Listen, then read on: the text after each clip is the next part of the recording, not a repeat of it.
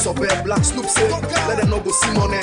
Brother, now for walk, and you go make come one day. You must make up. Like the way you walk, and you go get you your pay. You must get up. Life no one worry, you get for walk, forget you young. That's not true. Life no one yagba, if you walk, you go make come on. If you don't walk, you don't make come on. If for always up for sale, You go make a one day. if you don't sell, you don't make come on. If for always keep your faith, You go better one day. walk on, walk on, walk on, brother. You go make a one day. Walk on, walk on, walk on, sister. You go better one day. Anything you do not is wrong, for always keep them faith, keep them faith. If today not fall for you, tomorrow you gonna make them more. So now for always pray to the Lord, for make you pull it from the wicked on the right way.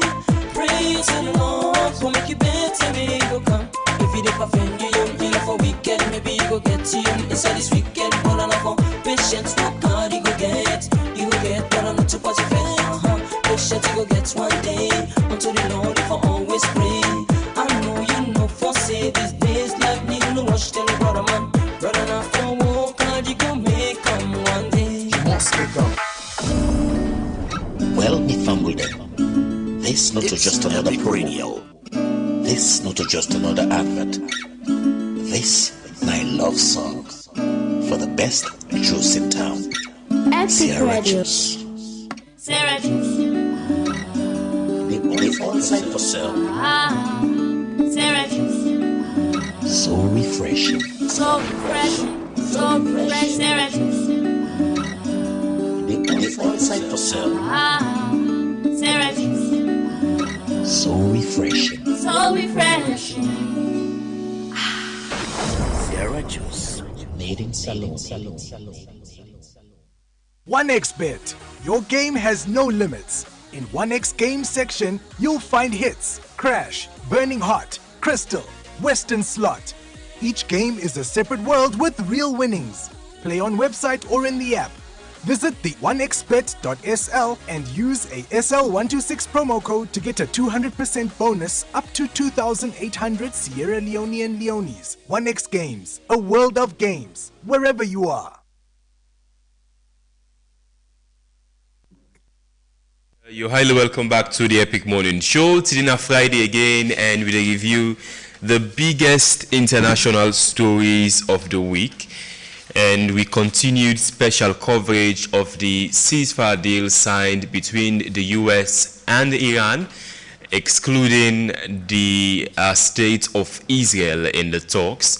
And according to Pentagon officials, during the peak of the ceasefire deals, the negotiations of this ceasefire deal, the Pentagon puts intelligence or threats from the state of Israel intelligence at the highest level ever, as Israel will try to spy on Americans during the ceasefire talks. We don't see any statement from the Israeli Prime Minister Benjamin Netanyahu or the Israeli government since the ceasefire was actually signed between the US and Iran electronically, and you don't get confirmation just this morning for say the US Vice President J.D. Vance we don't sign or be the lead negotiator for the US in the ceasefire talks with Iran, no go travel again to Switzerland for continued talks between the two countries. They remember for say just about over a month ago we see the first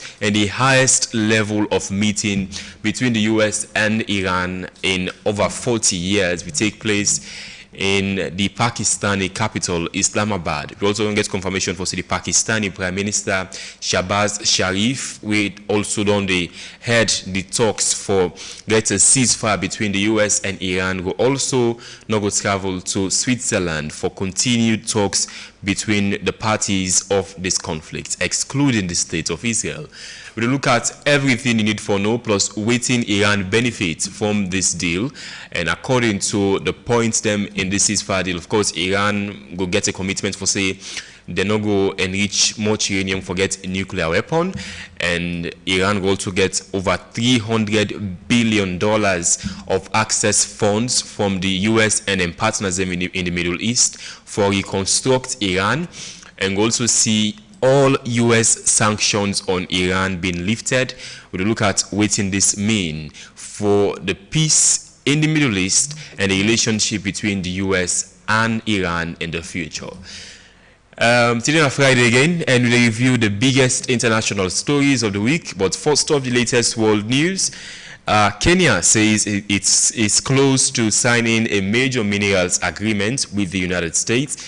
President William Ruto says the deal will allow Kenya to process its rare earth and other strategic minerals locally instead of exporting them as raw materials. He says negotiations are at an advanced stage and an agreement could soon be reached. In South Africa, the country's largest labor unions are urging workers not to join planned anti-immigrant protests later this month. The union says migrants should not be blamed for unemployment or economic challenges, warning that workers who miss work to participate would face consequences. The government of Equatorial Guinea has resigned after reportedly achieving only 10% of its performance target. Now, Vice President Theodoro Ngema Obiang Mangui says that the resignation follows concerns over corruption and the government's failure to diversify the country's economy. And in the Democratic Republic of Congo, a controversial bill that could allow President Felix Tshisekedi to seek another term in office has been approved by the Senate. The country's opposition groups have condemned the move, saying it could extend his stay in power. The bill now awaits the president's signature. Planned talks between the US and Iran in Switzerland have been postponed after the US Vice President J.D. Vance cancelled his trip. The delay comes as both countries continue negotiations on a proposed agreement. Meanwhile, tensions remain high in the Middle East following fresh Israeli airstrikes on Lebanon. That's the breaking news this hour. The US Vice President J.D. Vance don't cancel in trip to Switzerland. We also mean say then go postpone the talks with them for hold between the US and Iran in Switzerland. I mean, what does this mean for the survival of the deal being signed between the US and Iran? We'll look at this morning here inside the Epic Morning Show. And you don't get comments them from the US Vice President J.D. Vance and the US President Donald Trump. President Trump just over a day ago where he signed the deal with Iran electronically. Say Iran, the bully of the Middle East, go see finally they stop for enrich enough uranium for get a nuclear weapon. We know this has been a long row between the US, Israel, and Iran. The Israeli Prime Minister Benjamin Netanyahu, for over 30 years now, has been saying Iran is building a nuclear weapon. And in 2017, the US President Donald Trump, we pull out of the JCPOA, that deal where the former US President Barack Obama be signed with Iran for limit the Iranian enrichment. And then we see the Israeli Prime Minister Benjamin Netanyahu be sort of, through Israeli intelligence, still lots of papers and handbooks them from the Iranians them, and we say now a plan where Iran gets under the JCPOA, the agreements where America be signed under US President then the then US President Barack Obama and the Iranian government for limit the Iranian enrichment and also see Iran get a nuclear weapon. Then the people will be seen as a hope for future relations between the US and Iran. But President Trump be pulled out of that deal there. And now President Trump is now saying that the deal we don't sign with Iran is the best forever. And he say all former presidents them don't sign very bad deals with the Iranians them. And according to President Trump, he say the former US President Biden be give Iran billions of dollars. We say not for the happen, and he say under a leadership, we say Iran will receive a lot of money from the US. But now this deal currently signed between the US and Iran, we see Iran get access to over $300 billion. We also see the US lifting all sanctions on Iran. In return, Iran, according to the US, and the deal being signed already on the table, Iran go stop the enrichment of uranium, forget any nuclear weapon. We will come play very soon excerpts them from President Trump and all within we know of this deal so far. We will go for a very short break. Stay with us. Sometimes then, when things they go wrong in the community and people they keep quiet. But for keep quiet, not to fix the problem. Now that's make Epic Radio they bring to you blowing the whistle. Blowing the whistle like a radio show who say ordinary people them go talk about what's in really they happen. Now the community them. When are from bad road, no water, poor service, unfair treatments, and corruption. So now this show, where they call out things them respectfully and honestly. And when something good they happen, where people they make progress and real change in their life, we also they talk button. This time you chance, follow you speak up and follow they hear your voice and follow you ask questions when they go answer. Whether you live in a town or a village, whether you young or you a woman, or whether you a community leader or a concerned citizen, this show now for you. We not just they talk and forget, we they follow up with the issue, so something happen. Blowing the whistle, your voice, your community, your power, only on Epic Radio 99.3 FM. To capture the attention of customers, we focus on cutting-edge marketing communications that communicate, engage, and interact directly with our client's target. Our vast experience in the fascinating world of marketing communications, event management, below-the-line activations, and more ensures that we deliver nothing but amazing results. We are the agency of everything creative. We are Priority Solutions Limited. Talk to us for all your marketing communications, multimedia productions, event management, experientials or activations, media management, public relations, and more. We are a trusted brand, and the results and quality of our services can be seen through the brands we have worked with. Visit our website at www.prioritysolutions.co or call us on +232 76 1032. Priority Solutions, we know what works for you. We have what works for you. We do what works for you. Priority Solutions, what works.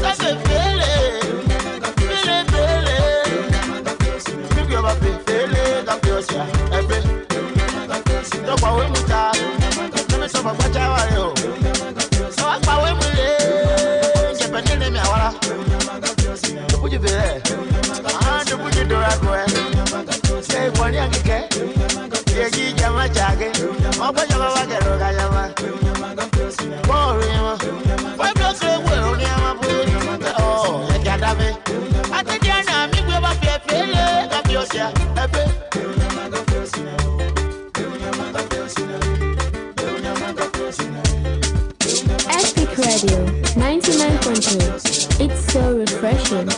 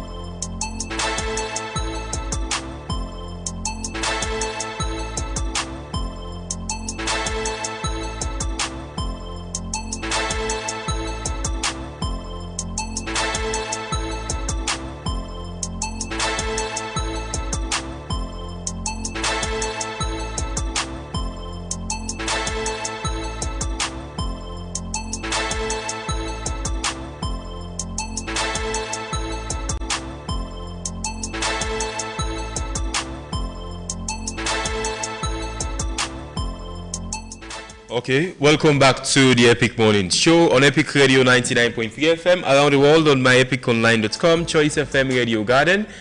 Today on Friday again, and we review the biggest international stories of the week. Well, Mulku as Bangura, Mr. Bangura is here with me. Good morning, welcome to the program. Good morning, Usman. Thank you for having me. I want for me to give you your opinion on this ceasefire deal, but let's just take, before we dissect everything, President Trump has been speaking about the deal. According to President Trump, he said the ceasefire deal was signed, and so like negotiations was not easy at all. But however, now though, this now President Trump can say this now a memorandum of understanding between the U.S. and Iran, and that the U.S. can pull out of this deal anytime. If they don't behave, yes. You can't cover everything in a document. It's common sense. They don't want to get bombed. They don't want to get hit. As far as sanctions are concerned, at some point, you know, we have sanctions which will never let them rebuild. They would have no money. They would be in poverty. The 91 million people would starve. So something will happen as soon as they behave. When they behave, we're going to let that go. We're going to have to. Why not stick around for the signing ceremony with this Iran peace deal? I might. You might. Yeah, I might. But I'd rather, this is a memorandum of understanding. It's very important, but it might not be the kind of a document that I should be signing. There's some element to this where you send the vice president. If it works out, great, you look like a genius for sending him. And if it doesn't work out, it's the vice president's I like that idea, sure. Well, this way, if it works out, I'm going to take the credit. If it doesn't work out, I'm blaming J.D. You better be careful, J.D. He's going to turn his plane around and get the hell out of here. Yeah, I like that idea. I think it's a good idea. And we don't get confirmation for, say, the U.S. Vice President, J.D. Vance, don't cancel that trip to Switzerland. we go mean say they go postpone the further talks between the US and Iran. And we don't get democratic lawmakers them in the Senate and have been condemning the ceasefire deal signed between the US and Iran. Giving billions of dollars to theocratic lunatics who want to murder us is not a good idea. I think the president, unfortunately, is receiving bad advice on this deal. I was just going to ask you about the Iran deal, what you think about it. This whole nuclear deal now, no better than what we had back in 2015, back when Barack Obama cut the deal. And that's where Donald Trump winds us up after all of this. What an embarrassment. We went to war for what? The idea of doing something in the Straits of Hormuz. The Straits were being used peacefully before our invasion, and now we have to negotiate they'll be used peacefully in the future. It's going to get access to its frozen assets, and what is Iran giving up for this? Nothing. Nothing. They're merely reaffirming what they've said before about nuclear weapons. Well, all I've seen is public reporting about it, but the public reporting to me suggests we're giving up an awful lot more to get a lot less than the JCPOA. Donald Trump couldn't explain why he got into this war. Remember, it was going to be about regime change. And now he can't explain how to get out of it. Okay. Mr. Bangura, what do you make of this ceasefire, this ceasefire deal? You think it is a good deal for the US, for Iran, and for the world? That's a good question. I have to take my time for getting to this. This deal, as it's tabled, because it's still it gets there's some moving parts into it for making it into life, is not a good deal for the U.S. compared to the JCPOA deal President Obama signed in 2015. In fact, this deal works better and works more for Iran and the Islamic Republic of Iran better than the JCPOA deal. Let's break the deal down and why better. So far, so good from the details we'll hear from the deal is that part of the deal is that Iran will benefit from a reconstruction framework where is yet to be discussed and decide on how the framework will look like, close to the tune of $300 billion. Which means Iran will benefit from the U.S. government. According to the agreement, the U.S. propose say this money get for come from investors and wealth fund people who are interested in investing in a canal, really connect U.S. and Asia. Now, in addition, the JCPOA deal in the past had nothing like that. Going forward, the Trump this current deal where they put in the push for science so now go release the frozen assets and of Iran. We come to the tune of $100 billion, right? We the US we don't freeze all across the world. That money they Iran and that assets in them money the Iran get access to their assets and all across the world, which means let's face it, he went into this war purporting that it changed the regime. He killed the Ayatollah and then hoping that, it will change the regime, right? At some point, he even tried for bring Ahmadinejad, the former the president before Pezeshkian came on power. He failed. And, now you're about to sign a deal that is going to empower the current regime, which is led by Mujtaba Khomeini, the Pekin of, the Ayatollah Khomeini. What difference are you making? Like, what do you change? Nothing, not change. Now, of course, even allow the Iranian government for continue for making the missiles. He say it will be unfair for make them put the missile programs, apart. But now, this deal, they continue to make the missiles. It wasn't different from the JCPOA deal. The master negotiator, as he don't purport in sovereignty and territorial integrity. How you think, say, the government in Israel see this deal, that we will see an end to the conflict in the Middle East? That is not the wish of the Israeli Prime Minister Benjamin Netanyahu, and he has been excluded from the talks between the US and Iran. I think, say, Israel will see this deal. Bibi right now is livid at the moment. Bibi is tormented. This deal don't ostracize Bibi so badly that even young people are not being torn on them. I think on Israeli radio, I think yesterday or so, there were a barrage of discontent, against Bibi's regime and how he don't handle the war. First of all, they turned against him, say he should, Pezeshkian no more with the sea. He's the face of it. Even at one point, Masoud Pezeshkian be one for turn against the IRGC, and they almost kicked him out. There was a talks around it, but I think they get him in line, because the USB presents a very weak. But I think it's because the Iranian president is not that powerful as people. No, it's not. I mean, he doesn't take decisions. Yeah. I think people just see him as more like a spokesperson. It's just a celebrated head. It's just the diplomatic face of Iran. Iran is more an Islamic state ruled by the IRGC. The IRGC is a separate institution, completely separate from the military. First of all, and separate from the military, separate from Iran as a nation. They are kind of like the cog that runs the economy, that runs the security and apparatus of Iran. So then completely different. They operate separately. They operate in the dark, in the shadows. That's how they operate, and they're very powerful. Don't mistake it. They're very, very powerful, and they're all over. They're scattered across that with Iran convincing Donald Trump that Israel convincing Donald Trump that Iran did develop nuclear weapon. It wasn't true, right? Because that JCPOA deal be really ensure all Iran the nuclear activities or within the middle of the reactors they were inspected, right, by a whole committee. Even the UNCF began at our hands where they go supervise, they go monitor, they go inspect. Nothing like that was happening. And as Bibi have been doing for over 40 years, every day, Iran almost don't enrich, Iran almost don't enrich, Iran almost don't enrich, put fear in the minds of people. And when Trump came, it ripped the whole JCPOA apart. And that's a whole conversation for another day, because Donald Trump hates Obama so badly, and I go take a position on that. Clearly, he hated Obama, hated everything Obama stand for.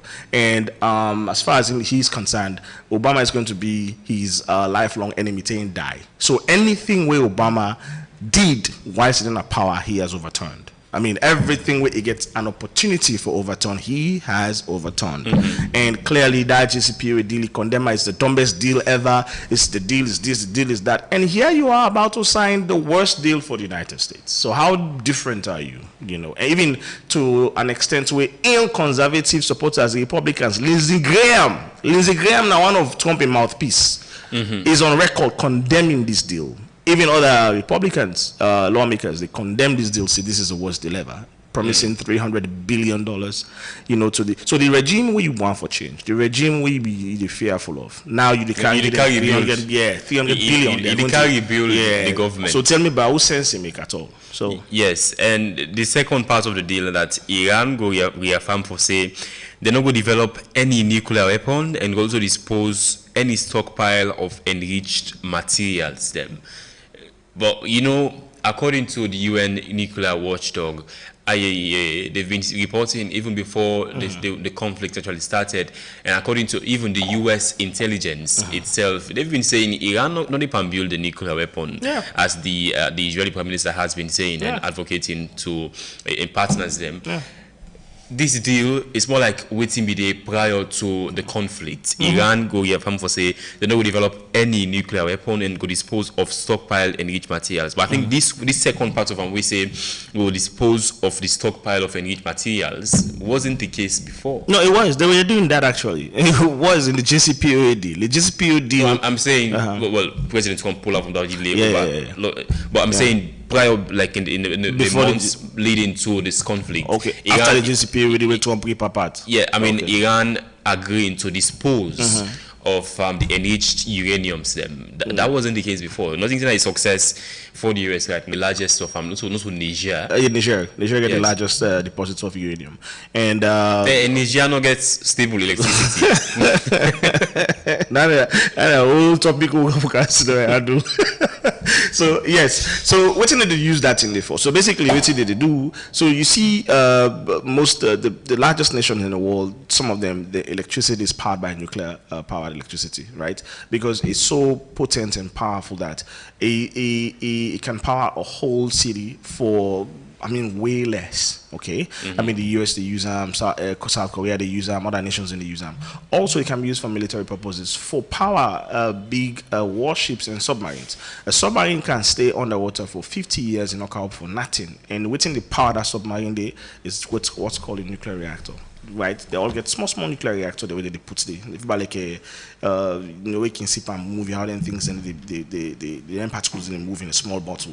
Once they plug another submarine, they can do under attack for 50 years and power that submarine. Big warships and military ships, same thing, right? The SSU had fallen and all these big ships, they all nuclear reactor they power them. So nuclear reactor is basically used for power autonomous or semi-autonomous equipment and large equipment or large infrastructures and all across the world. Now look, Iran is saying we are developing this, right? And we the plutonium and the uranium core now just 30% no more we don't enrich them to, right? And then beget supervisors and monitors that we go see.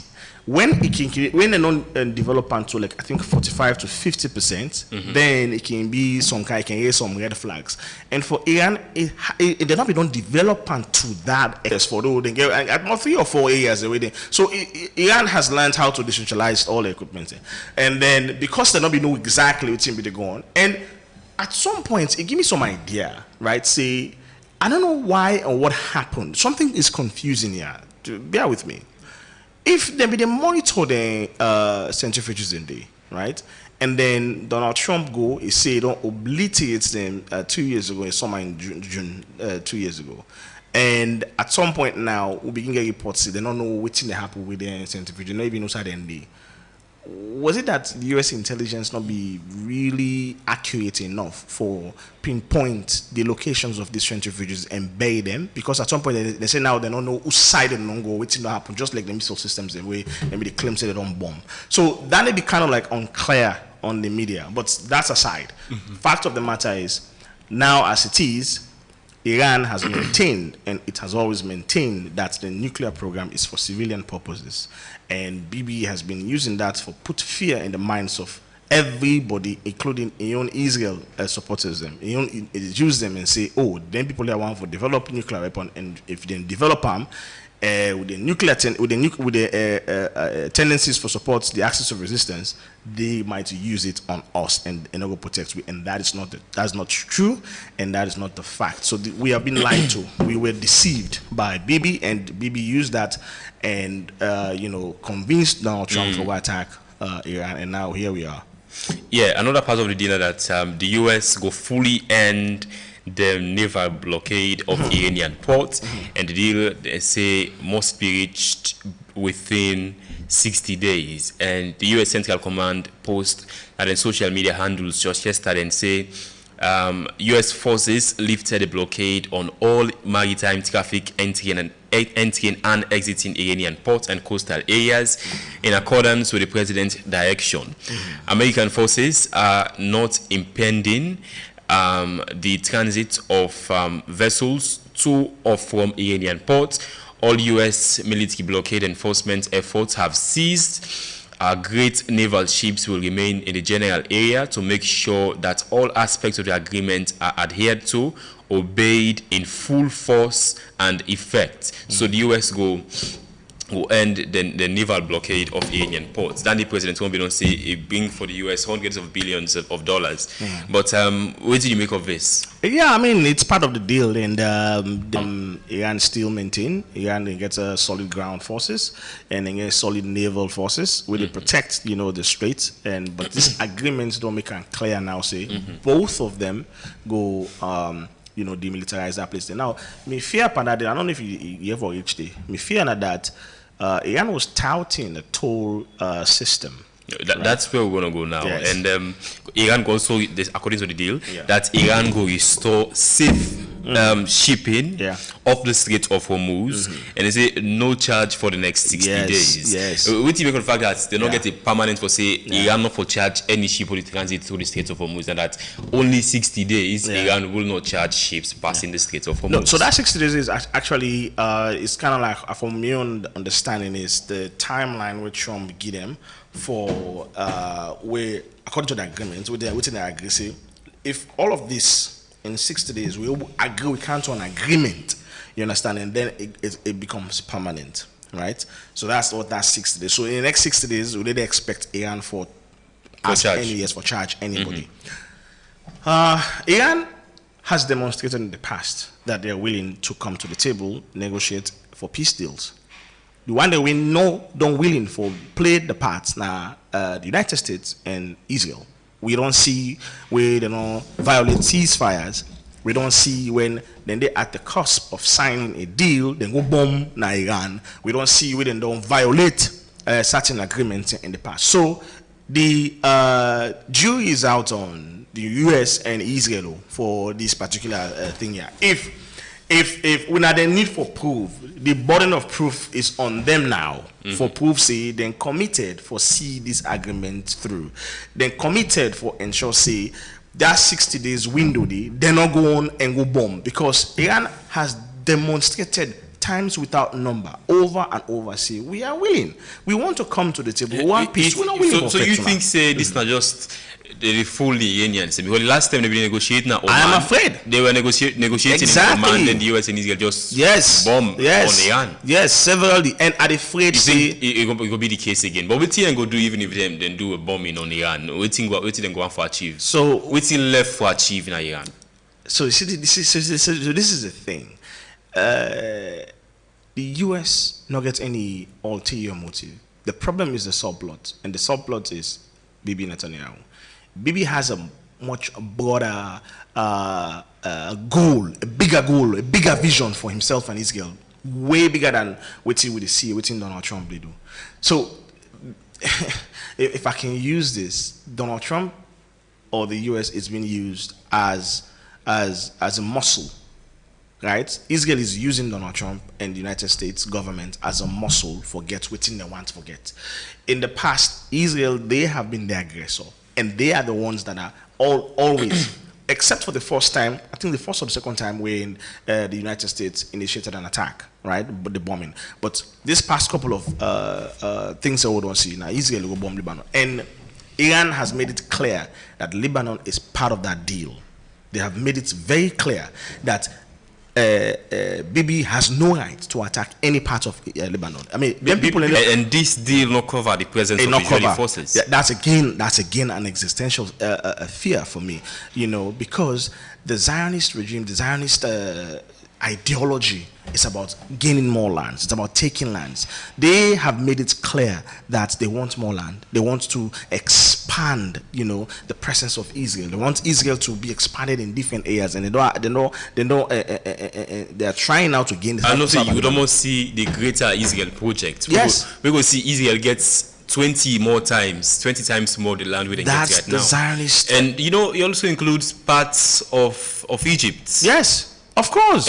Of Jordan, parts of Syria, yes, parts of Egypt. And Lebanon. Yes. We saw that when, I don't say that, so when Anwar Sadat go sign that deal, don't forget the deal in name, I will check him. It was the president of Egypt at the time. He signed a deal for give part of, Egypt and the Red Sea over to Israel. They killed him, they assassinated him immediately. Because basically basically they say, okay, well, the Zionists get Jimmy out, take we gonna land, we gonna more land.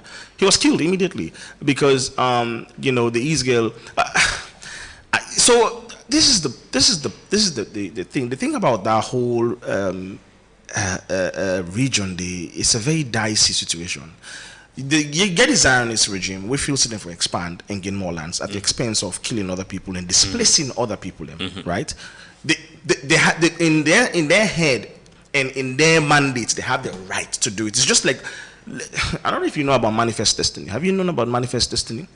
So Manifest Destiny is the same approach the US did in the past for gain more lands in the United States, right?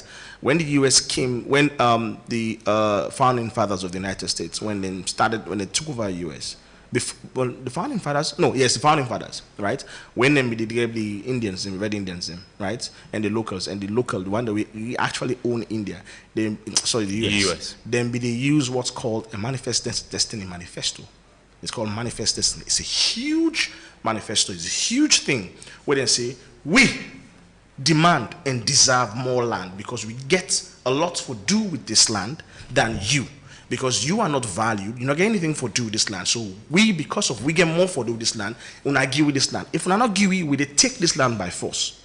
And that's what the US did. That's their approach from day one. I make the US they kind of big so. That was exactly what they were doing. That's why they were buying up lands all over. Then go buy Alaska, then go buy Mexico. In fact, then drag people in Mexico was the fought a war, drag people in Mexico, pull in commodity, then go over even California. That's exactly how the US. So was it Texas and take from Mexico? Yes, they took Texas, all that Texas, they're all area. You notice we go in also Spanish name they all. El Paso, El this, El all Nasoso because it was actually a home of the Mexicans. I didn't believe, but they used the Manifest Destiny Manifesto for grab the oil and take their land and take their property and take their resources because according to them, where they have the God-given right, the right away God with them born with.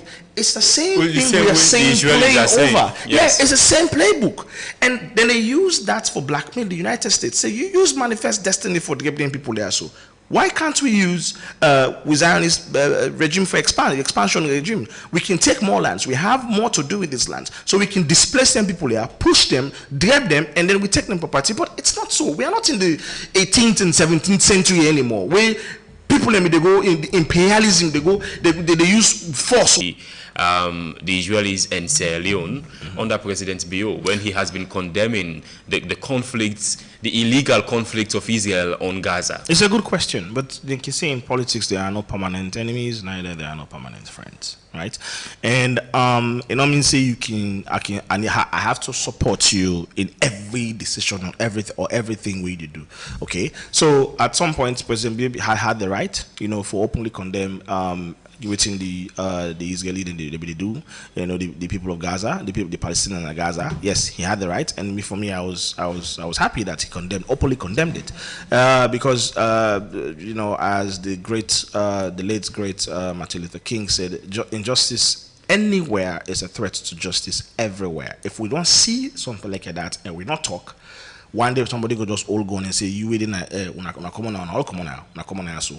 Somaliland, because they are now close to Israel, they are condemning the Iranians. And you also get countries like, I think is it Uganda or Kenya, for example. The Kenyans, their relationship with the Iranians, them very, very fragile because the Kenyan government don't strengthen the relationship with the Israelis them. And Sierra Leone, we get an Iranian embassy in the heart of the capital city. We don't get a long-standing relationship with the Iranians them. Of course, lots of benefits between Iran and Salon. You don't think, say, if Salon go on for strengthening relationship with Israel, it go hurt the one who gets with the Iranians? Not at all. It depends on how we stand. You know, in politics, in diplomacy, you can a lot of selling and go, you know, for go land, for go study, give them scholarships and stuff like that. We haven't seen that, you know, from the the relationship between is really shattered. I feel like we have to. Yeah, but President Trump has been saying during the ceasefire negotiations, say the Iranians are very smart. Look, it's not a secret. The Iranians are extremely smart people. Let me know downplay their intelligence. It's not a secret. I be read somewhere that in 2003, when the US attacked Iraq, when the decapitation strategy, sorry, tongue twister, that decapitation strategy, right, where then could kill Saddam Hussein and then took over Iraq, right, and then basically run Iraq down to the ground.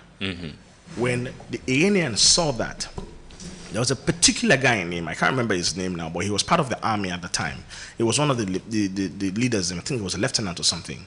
That guy, they say he spends years. Iran is a highly educated country. No, not get fool. The literacy it is extremely high.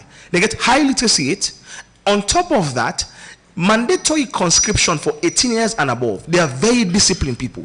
Very disciplined people. As you 18, so you go serve the army. When you serve the army for a while, after a while, if you want to do it, you want to do a business. But they don't train you, don't teach you, don't give you some military skill set for survive.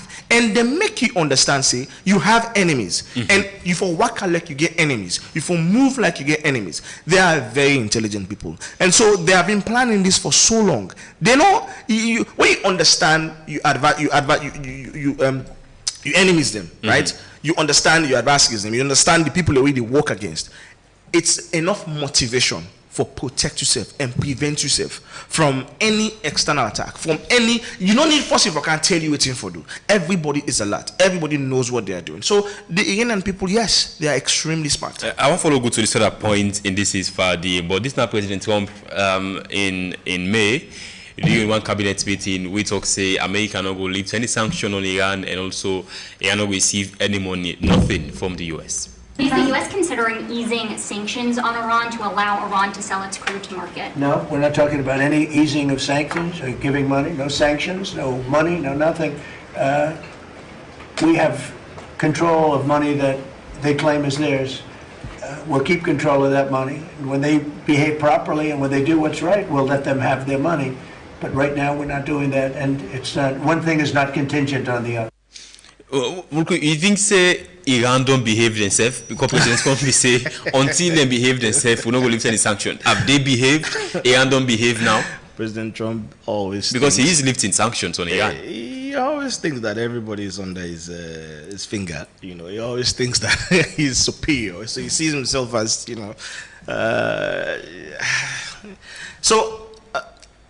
I mean, Iran has always behaved themselves, well, except for the axis of resistance, where they have no control over their actions, because Hezbollah is basically, like I said, that strategy for make every group also applies to the axis of resistance, the Hezbollah, the Houthis, all these groups. They have autonomy in behaving.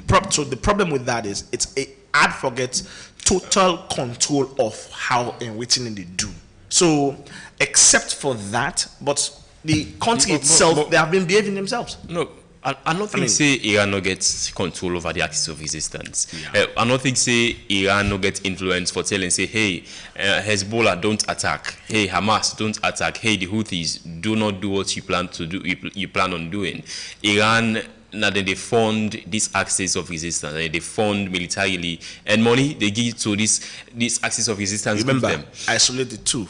The IRGC, now they do that, not the Iranian government. The Iranian government is just the face. The IRGC is completely different from the Iran world they see. The IRGC is a whole institution. The IRGC is Iran. The IRGC is like the separate military institution away from the military of Iran. Let me establish this. And headed everything overall. It is being headed by the supreme leader. Yeah. So of course it means the Iranian government, the Iranian leadership itself, they fund the axis of resistance, the Hezbollah, the Houthis, the Hamas. So you cannot say they don't get control over within the actions of these groups. Yes, they don't get total control. The thing that if you listen to what they say is this. Okay.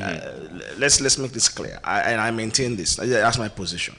You get Iran, the Republic of Iran. You get the Islamic Republic of Iran. We're at the IRGC, right? Iran as a nation, Masoud Pezeshkian is the president. We all know he's the ceremonial president. It gets limitation. Certain decisions where they make, if you don't go according to plan with the Ayatollah, nothing will happen. In fact, recently, during this whole war, he almost lost in position. They almost removed him from power. That was why Trump they actually prop up Ahmadinejad, the past president, because they believed in him. I like Ahmadinejad, right? He was one of my favorites. Now, remove that. So the IRGC, they have the money, they have the resources, and they have been funding the axis of resistance. The IRGC has been funded by the Iranian leadership. No, the IRGC has their own way of generating the resources. Well, it's because the Iranian leadership given the space for Duam. So you cannot rule it out. The Iranian leadership works for the IRGC.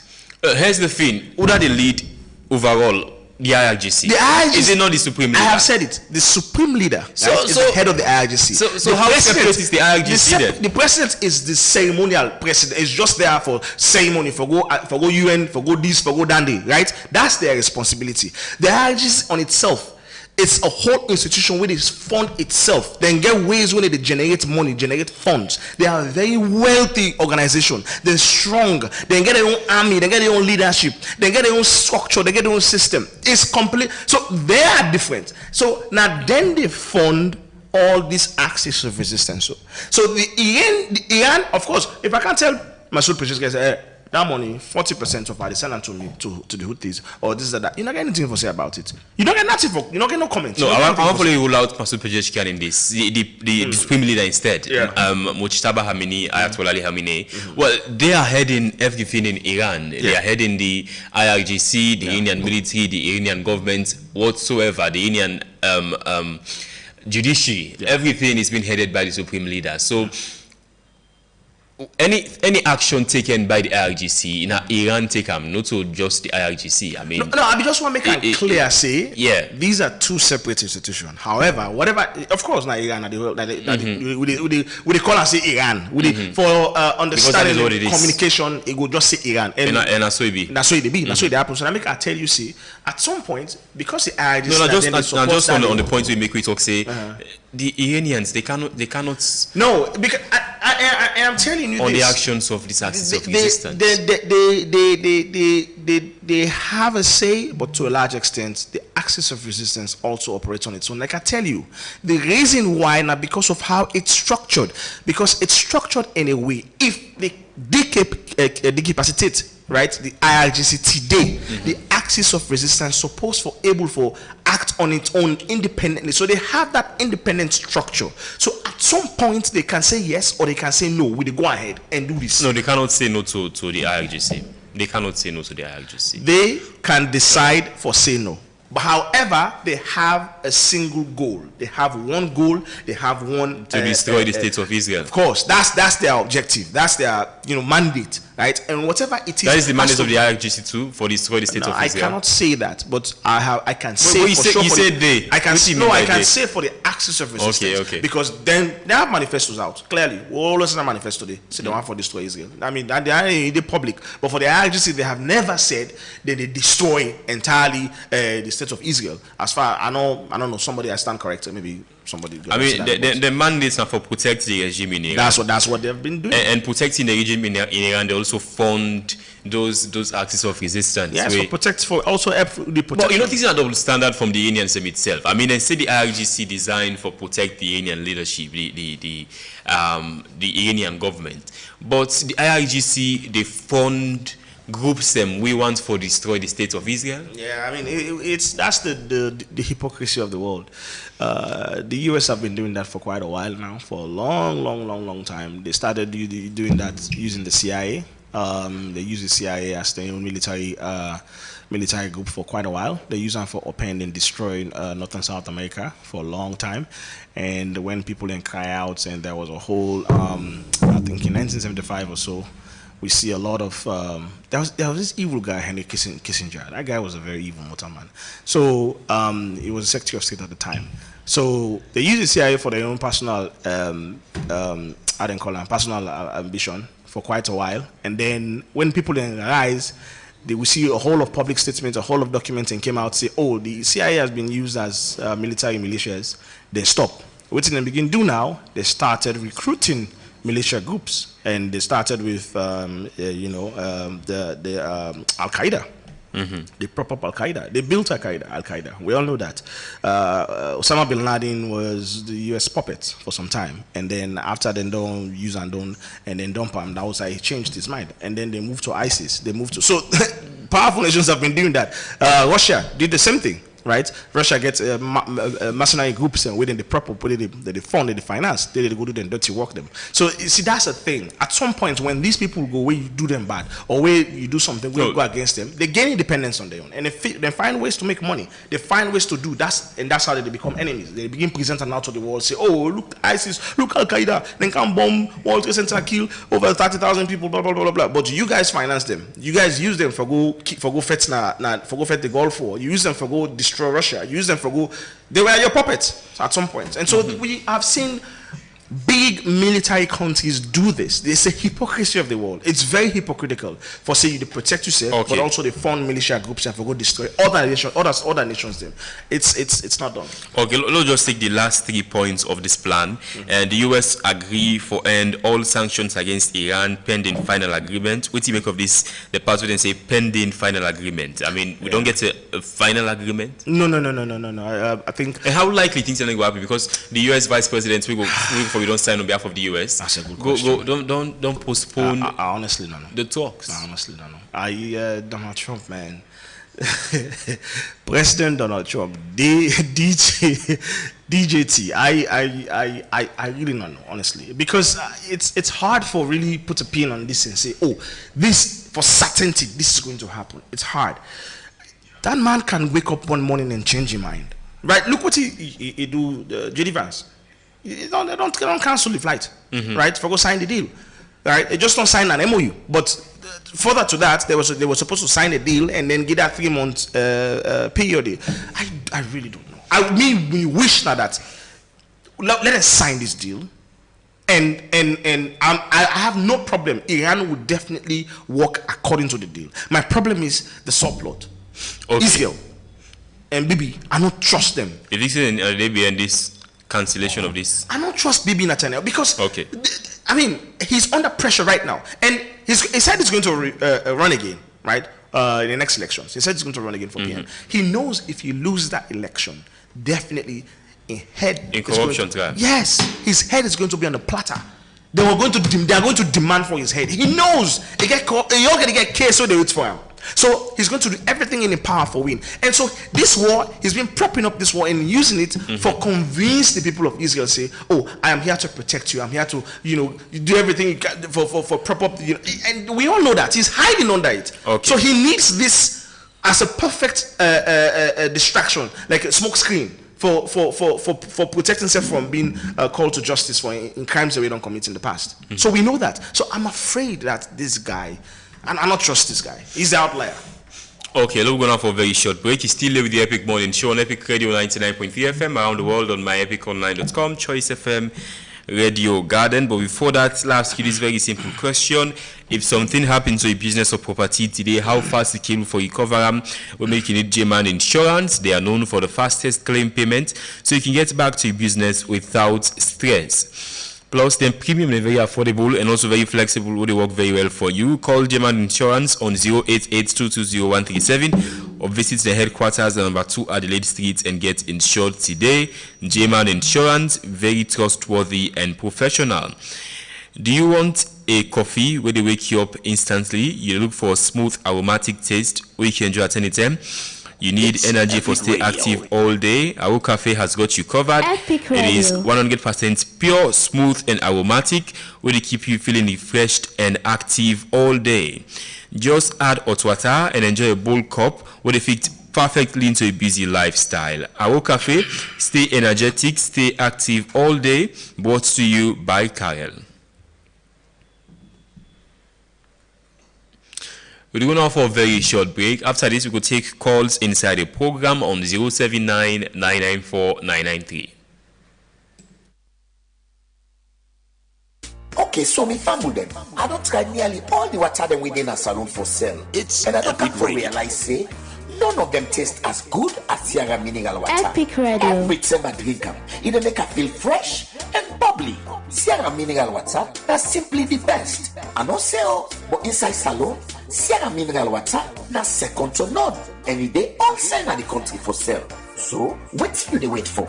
Go get your own pack now. Sierra Mineral Water. Simply the best. 1xBet. Your game has no limits. In 1x game section, you'll find hits, crash, burning hot, Epic crystal, Radio. western slot.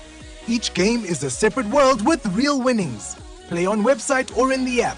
Visit the 1xbet.sl and use a SL126 promo code to get a 200% bonus up to 2,800 Sierra Leonean Leones. 1x Games, a world of games, wherever you are. Alright, well, highly welcome back to the Epic Morning Show on Epic Radio 99.3 FM around the world on myepiconline.com, Choice FM and Radio Garden. Just 2 minutes before take calls, Amulku. The government of Equatorial Guinea do resign after they failed to meet key target performance according to the vice president. The president's son, by the way, is the vice president, and he said this time because of he said if we achieve 10% of the government target, and he said also this is due to corruption and the inadequacies, of course, the performance of government ministers them. So they've now sacked all cabinet ministers. They don't. Basically, the government has resigned. We're going to we'll get a new cabinet and all. What do you make of the government coming out and saying, yes, we have failed the people? I want to clap for them. I do a standing ovation. This time presidents who don't standing presidents at the world. I understand, but that's what we're talking about, the social contract. If you respect the social contract, we say you owe it to the people for change and transform their life. That's what democracy is all about. When you kind of power, all our manifesto, all our nice talk, all our sweet talk, there's a contract. And if you, at the end of the day, right, when you come back to the people and say, oh, what will we promise you now according to the social contract we not meet, you're supposed to also get the audacity, you forget the liber, as we can call her, for say, okay, I saw it, but then people are so they're not fit. And they pull them and bring in people away fit, wait for can do the work. And that's what we are seeing. Now, that's what we really want with democracy. We need people to be hold accountable. You know, the can't tell we say, oh, we don't reach or we don't overpass the result. Where my pockets dry, the middle class, the up there is not upward mobility towards the middle class. Are you calling President I don't Bill call out? anybody or say anybody.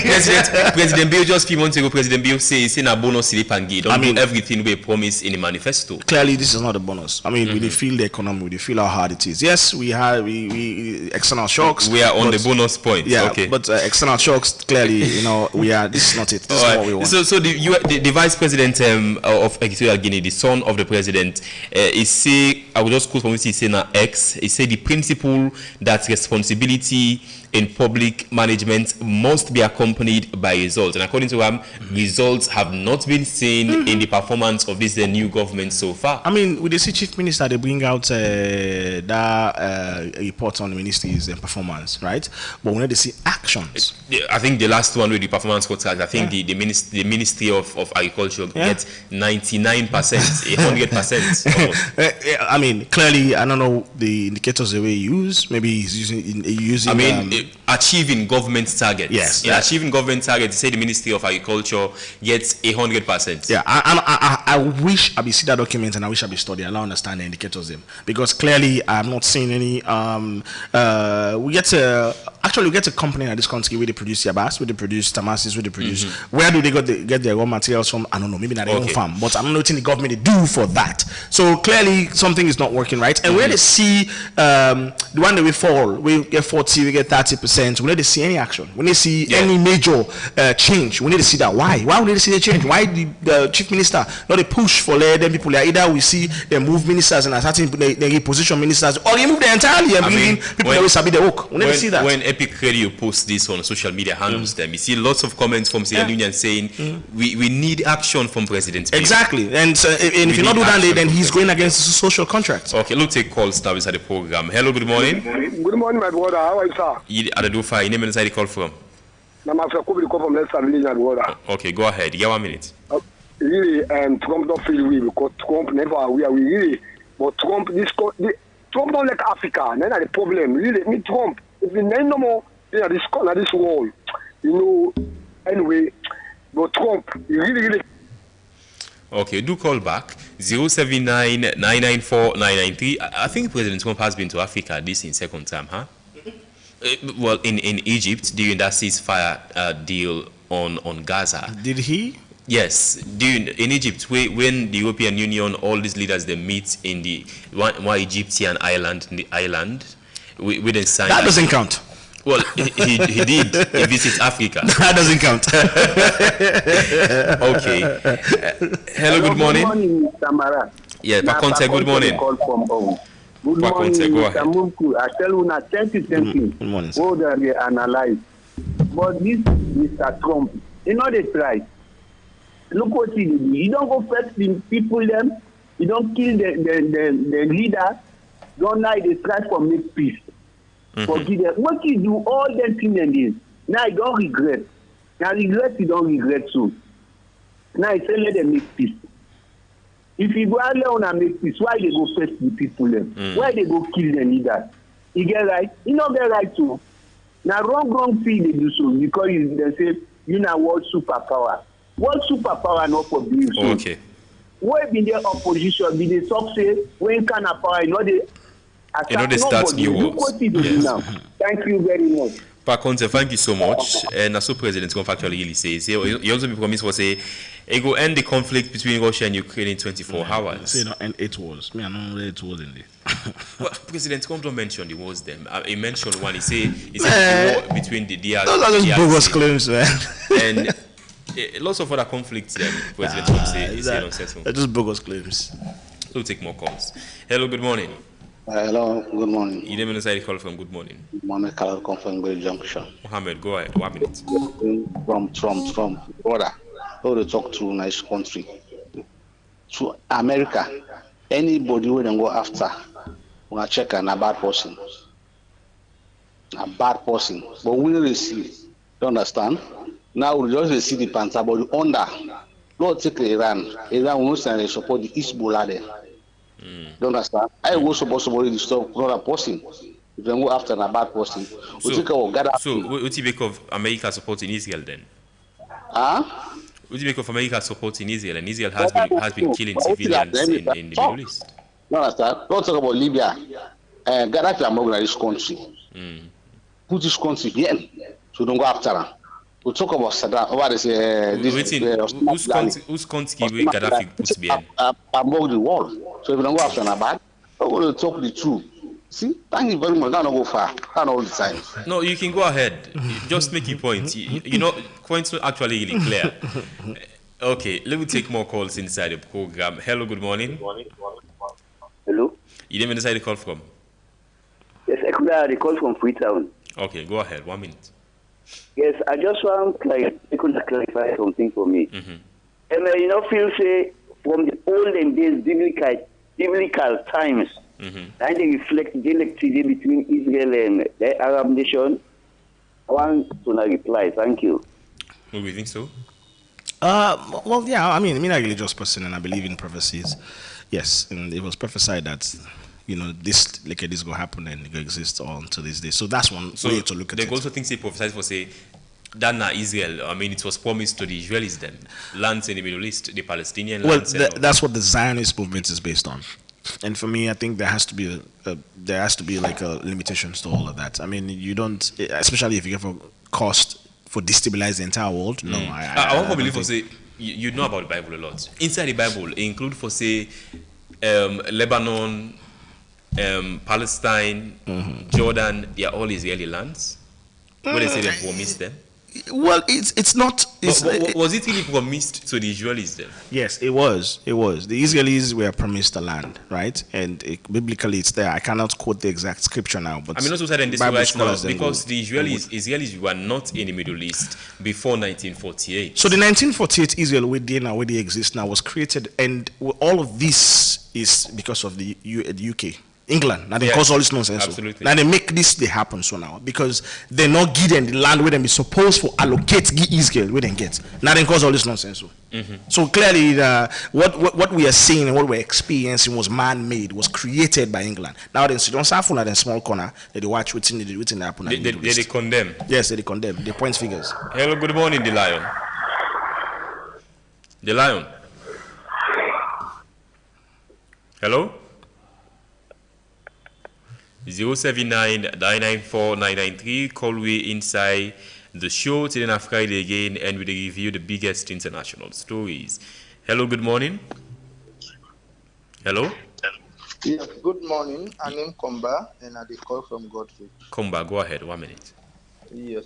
This whole thing, like the different powers, maybe speak. We just pray that they go ahead successfully. Then it's all about support the IRGC, how powerful it is. Every country get that kind of institution. America get the CIA. They're very powerful. So much that they even undermine the government if they didn't fit to. But because of the media now, the way they play and now CIA very fine. You know, Mossad as well.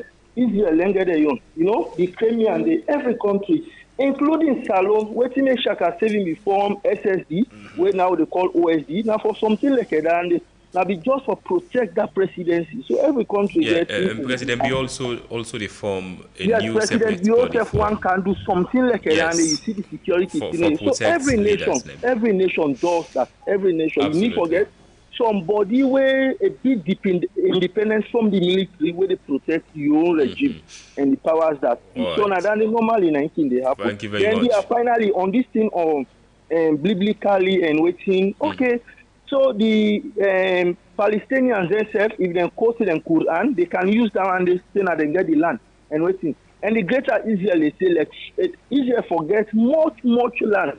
Then 22 they take times. Saudi Arabia. Yes, part of Saudi Arabia. Then they take the all region in the so now the world is where they go on. Thank you so much, brother.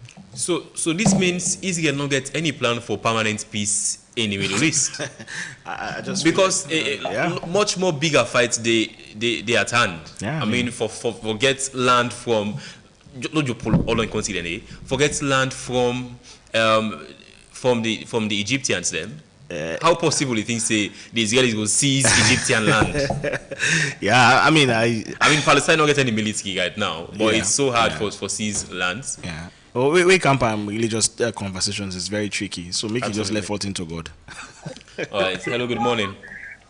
Chief Mara, how are you, sir? You line hard for get, so if you could get line, we are not deal with you. Okay. Before that, you last yes, master. The last comment was me brother talk about Israel. The setting, none do and pass the Englishman. And then set under very all the one they would don't govern Israel. Now import they. So people they don't know they clear. But for say somebody talk about America or Donald Trump no like Africa. We gave the African leaders. America no get nothing for do to we what we African leaders they know able to do. Now because they know they too lazy, they another one. Right. If you not to that, we get all what it takes to make Africa live by itself. Okay. Suleiman, thank you. 079-994-993. Call we inside the show today on Friday again, and we review the biggest international stories. Hello, good morning. Yeah, good morning, Samara. Anamsa, good morning. Morning. You pissed me off this morning, man. It happened. You pissed me off. Anamsa, go ahead. You know, Pika. Yeah, they're not going to give you time holding in camp. You're big. Okay, Anamsa, that guy who called from Mashaka or Bay Junction, he just come and let them go to give people a line. Because of Trump, now who supports him, he disappoints you big time. And you talk to the chef. Now, person na Christmas, he regret. Christmas he regret. Trump na Christmas. So somebody say Trump na Pacote. Pacote Trump na Christmas he regret. Then lastly, this Africa country will do this way, man they time guy. If you not show someone they behave, a fine. Then lastly, that's not so man. You sabi. Then lastly, the brother President Bio, it disappoints me. Because me I vote for him saying a leader with a shooter, it go come here discipline. But most of the one they give job now mess up. They don't make people they suffer it vastly. So President Bio disappoints me, and I'm saying disappoints me, guy. I mean, this is coming from Anamta. Anamta is a very strong SLPP. SLPP. Yeah. Let's take more calls. Hello, good morning. Hello? You didn't decide to call for Bob of Samaru. Come on here, Bob, go ahead. I can see people they blame America. My brother is America, not the whole world for them box up. America, the war police. The war police. Example, if America, not the they've been in NATO, they can have to go back alone. Most of America, I mean, they think. These are say this. They nobody know that it's American war police. So what they do them bad.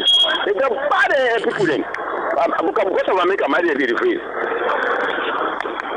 I mean, what think would be the role of the UN if the American and the world police? Not true. America are the only country we don't bomb, we don't use nuclear weapon. No other country ever use nuclear weapon in the world. 2 times. Yeah, twice. And then they were responsible for upending, South America and all the in North America as well. So hello, good morning.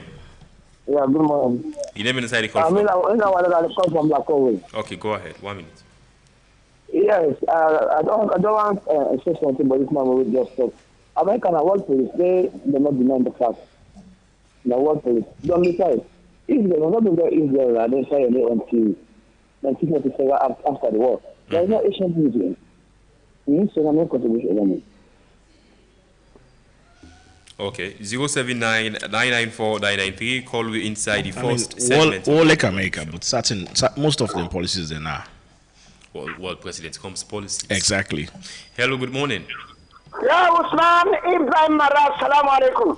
Yes, alaikum salam, Commander Jibo. Commander Jibo. Wait, you make of. Radio, but salamu alaikum. Reason why you na salam. We have so many greetings. One in Islam, one the acceptable religion in the sight of Allah subhanahu wa ta'ala. Salam means peace. We can radio with peace, especially the young man, Ibrahim Mara. God bless Sierra Leone, God bless the sober-minded people. Amen. I give una salam because at times people like you want go on a personality. Because you are where they talk for the ordinary man. So man where they collect envelope in the monara. This money back I want to say an answer. Everybody knows say an answer na SLPP man. But in a show who gets people that way they support. Commander Jibo, where you na APC? What? You na APC?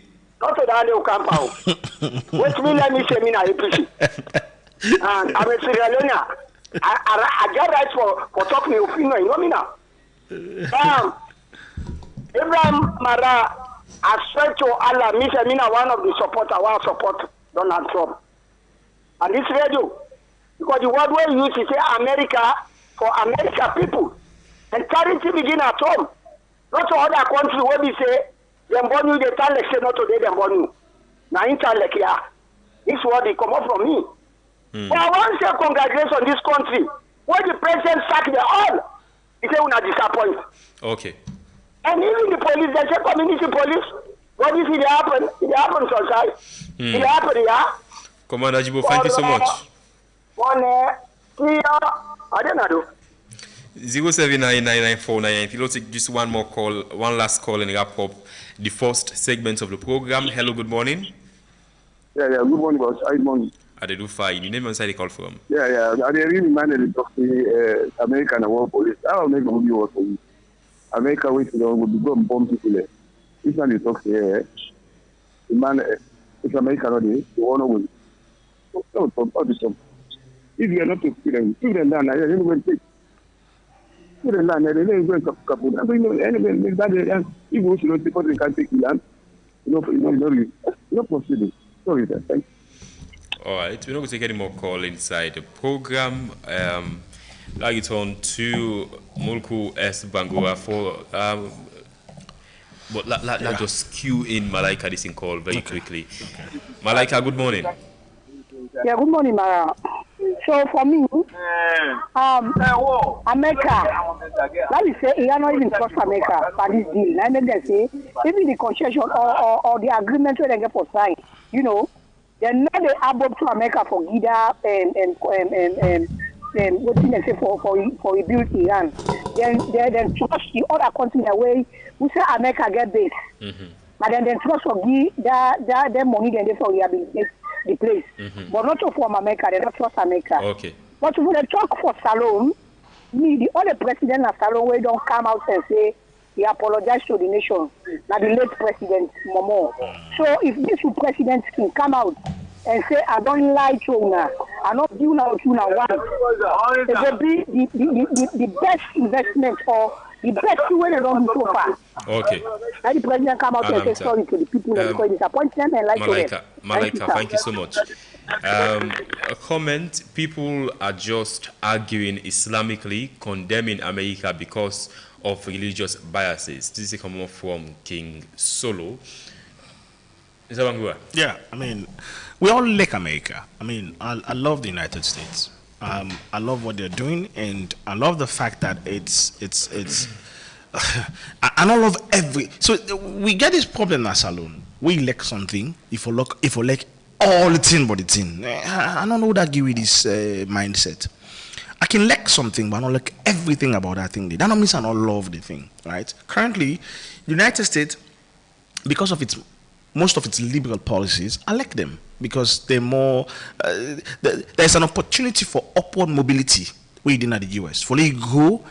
I mean, it's there for everyone. Even though yes, there is the existence of classism. There are red lines, red tapes, systemic racism we already don't exist there, and the country is based on was I mean, black people then suffered. All that exists. I mean, we will not like, but also it's a country who's a possible for you go there, and you as an immigrant, and then you become somebody, right? President Trump today is the son of an immigrant, and now he's the president, right, of the United States. That's the hope the United States gives to everybody around the world. That's a place you want to be, okay? So I'm saying all of this to say, when it can I for condemn, say, oh, not like America. No, I personally love America. I go to school in America, right? I learn in America, I spend time in America. So I'm not against them. What I'm against now the fact, say, then get a leader now where it's more preaching division, it's more stoking division, it's basically disrupting the stability of the world ever so than before.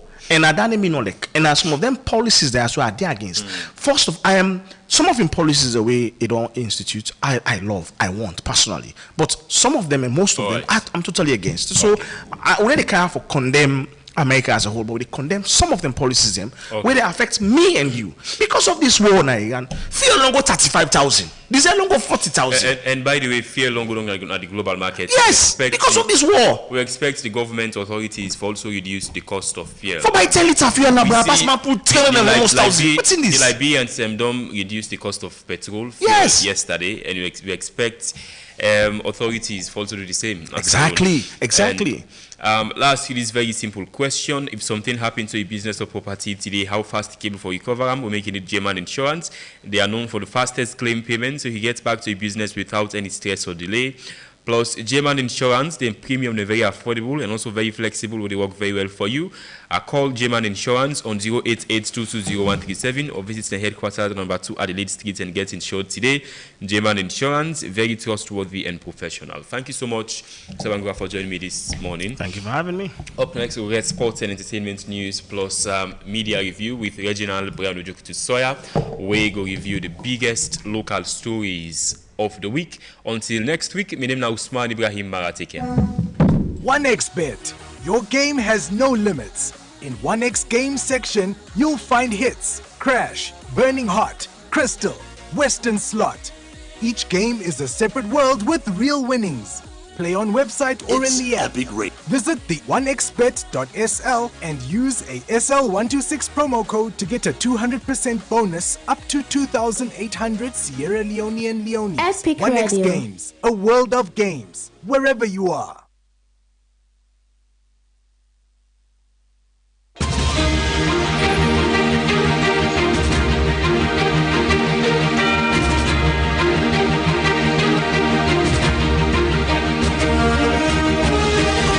Welcome to Bees and Echo News with Marion Precious. George. In Inside today's edition of the Biz and Eco News, the U.S. government don't sign $725 million conditional loan commitment with Energy Fuels and self-open new tab as well for boost domestic processing of rare earth elements as part of them efforts for reduced reliance on China. Energy Fuels, which specialize in uranium production, go expand in operation into rare earth separation and metallization, were crucial for the production of permanent magnets, and this now according to the U.S. Department of War Office of Strategic Capital. The company increased production of rare earth oxidize as they say they go directly support permanent magnet facility them across broader U.S. industrial base and self-improve supply chain for other specialty defense and industrial products them.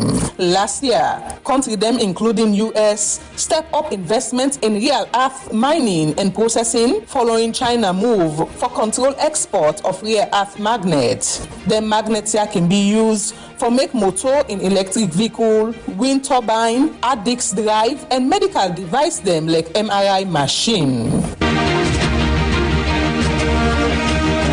Salon don't set in sight on dramatic expansion of bauxite production, targeting an increase from the current 1 to 2 million tons annually to 15 million tons by 2031 under the newly launched national strategy for critical mineral them. The 5-year blueprint, where the Ministry for Mines and Mineral Resources and the National Mineral Agency put together, identify bauxite as mineral with major commercial and strategic value, with major deposits spread across Moyamba, Potloko, Pujeung, Karine, and Koinaduguri districts them. According to the strategy, 3 large-scale mining companies them already they operate commercial bauxite mines with plan for further expansion, positioning the country for capitalize on growing global demand for aluminium driven by construction, transport, electrification, and renewable energy infrastructure. It also highlights one new competitive edge for mining national them were capable of integrating clean energy into production. As them say, renewable energy powered aluminium production they emerge as competitive advantage. The targeted scale up will generate between $200 million United States dollar and $350 million United States dollar annually for raw bauxite export, we go meaningfully boost government revenue and export earnings. Beyond bauxite, the plan outline major growth opportunity in other mineral them. Rutile production projected for rise from the current 100,000 to 200,000 tons to as much as 500,000 tons annually, with an estimated value of 200 to 500 million United States dollar. Iron ore remain the country's largest mineral prospect, with potential production of 25 to 40 million tons every year and an estimated value of 3 to 6 billion United States dollar at current market price. The early Chinese backers of AI startup Manos, they plan for buy the company back from Meta and self don open new tab at the $2 billion prize where the Facebook parents pay. The information will come out Thursday, cites 2 people with direct knowledge of the matter. The move come months after China ordered Meta for unwinding accusation of Manos in the middle of Beijing targeting scrutiny of U.S. investment in Chinese startup developing advanced AI technology them. Early investor them in Manos, including HSG, Zenfund, and Tencent. They partake in the buyback, and that's the HSG and Zenfund consider using fresh capital for acquire Meta position in the startup. The move for reverse the deal happened because Manos don't grow significantly after the Meta deal. The firm yearly revenue run rate don't increase to between $400 million and $500 million as of recent weeks, up to $100 million. Where Meta acquire Meta inside December by Singapore-based Manos, where develop AI agents where they independently carry out tasks without human input, as well for boost your work on agentic AI. China go soon launch one review into whether the deal violates investment rule. Now all this we get for you today inside the Biz and Echo News. Mina Marion Precious George.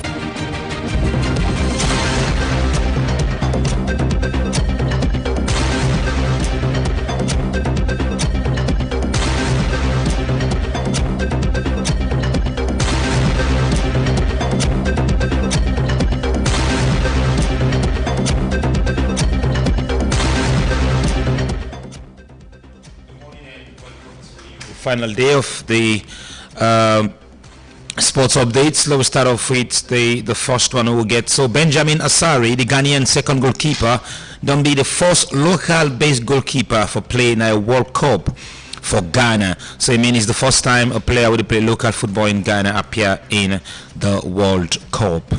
At the age of 41 and 132 days, Cristiano Ronaldo is the oldest outfield player for starting match in the FIFA World Cup history. And Harry Kane don't give England the lead. He scored against Croatia, and of course don't make 80 international gold.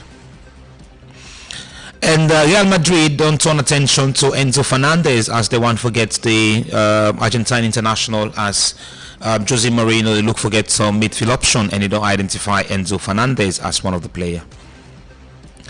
And Senegalese President Bassirou Diomaye Faye don't talk about the first match of the national team Senegal as they been lost to France by 3-1. He praised the courage of the players, and he said there is a long marathon ahead of this World Cup as 2 more games for Senegal.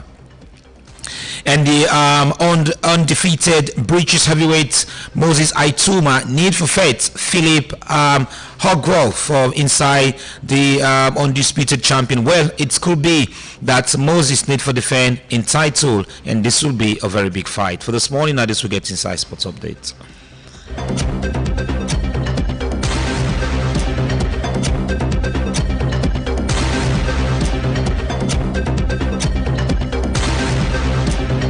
Welcome to Epic Entertainment Buzz with me, Fatma Talebi. We can look at different type of music them. Today, we dey look at reggae. Reggae music start inside Jamaica during the late 1960s, after where it developed from first in Jamaica music style, where them be they call mento, ska, and rocksteady. People come for no reggae for its slow rhythm, strong bass line, and meaningful lyrics about love, peace, freedom, poverty, and justice. The Rastafarian movement now they strongly influence reggae music and inspire plenty artists for sing about African pride, spirituality, and resistance against oppression. The most famous reggae musician now be Bob Marley, will make reggae popular around the world within group The Wailers through song them like One Love, No Woman No Cry, and Redemption Song. Other important reggae artists them will include Peter Tosh, Jimmy Cliff, and Bonnie Spears. During the 1970s, reggae be expand into dub music with heavy bass and sound effects, and inside the 1980s, dancehall became popular with fast digital rhythm. Today, reggae continue for influence music around the world, including hip-hop, Afrobeat, and pop music. And inside 2018, UNESCO be recognized reggae as one important part of world cultural heritage. Well, this na little background about reggae music. So my old one right there and bring one song from a legendary Bob Marley, and he call this one Love, and I go be right back.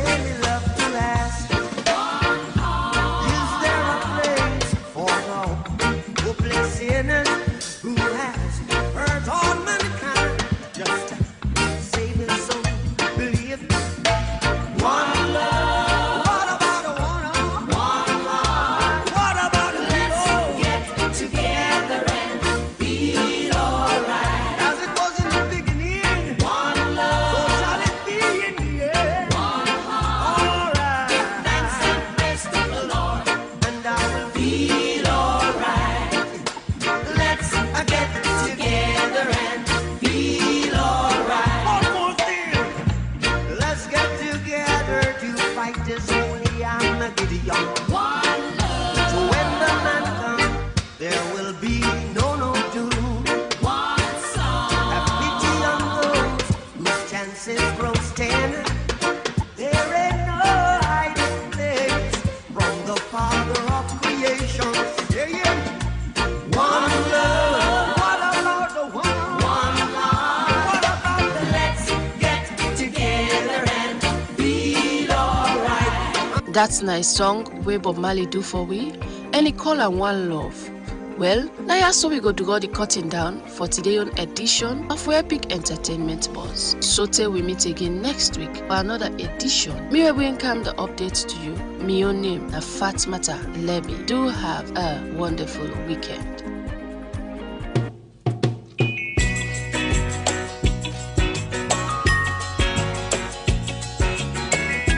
I hope that our visitors would listen to this song carefully, because it's true.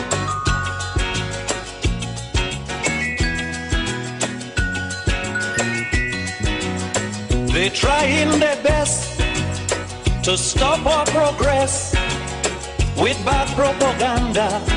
I mean the foreign press. Bad things are blown out of proportion and spread all around. But the good things of the island they will never mention. So you're clear with this. And past every test. There's nothing about that in the foreign press. You know our music is rated amongst the best. There's nothing about that in the foreign press. But if a man steal a mango or breeze blow up a woman dress, bet your life we making headline in the foreign. All right, easy for Lake Snake bet who that they far. Hello, good morning and welcome to the Epic Morning Show Media Review segment. And today is Friday, 19th June 2026, and we can review the biggest national or local stories of the week inside the country salon. We get a star-studded panel this morning, and we go look at all the major happenings this particular week. We make the headlines now. We country salon. Can help me discuss this one this morning in the studios. I get representative from the main opposition APC and the ruling Sierra Leone People's Party, and also get a journalist. We go there in the middle in all of this. I start off first with somebody who don't be while we were hearing voice now. Epic Radio has to be specific. Imran Sila, member of the Sierra Leone People's Party Publicity Secretariat, today with you this morning. Good morning, Mr. Sila. It's a pleasure to get you back after a long time. Very good morning. Plenty. Thank you for the opportunity. Fambulem. I feel for be back in Epic after a while. Well, it's always good. I mean, you're in a place where I know plenty people there, and I get a lot of friends now, including the owner of Epic. Yeah, so it's always good for comeback. And after today, I should say I will come back regularly now. By the grace of God. We get Abdulrahman Kamara, station manager, Star Television, a journalist as well. Good morning. It's a pleasure as well for getting you, Boss Abdulrahman. Thank you very much, Reginald. Pleasure for a day with you at all times. Okay, in a couple of minutes we will be joined in the studios as well by Abubakar Dahami, former Western Region spokesperson for the main opposition All People's Congress. This is not now we guest this morning in the studios, but along the week we all get a very shock call. Or a shock that way. Also, plenty of people don't describe that there's not only one way affect the APC, but the country as a whole. And we see barrage of tribute, including the first gentleman, where also His Excellency retired Brigadier Julius Madabio sent a condolence message, and host of other government officials from past and present government, from the opposition, and so on and so forth, all pour their tribute to the APC chairman when. Of course, Honorable Alhaji Minkailu Mansarewe, of course, being died this week and will be buried on Monday, hopefully. Quickly, I don't know if we get any obituary message or for the APC as they lost them chairman we die in Senegal after we don't go through a long illness. I saw Mr. Imran Silla quickly on this one. Yes. We also see a press release from the Sierra Leone People's Party sympathizing with the APC on this.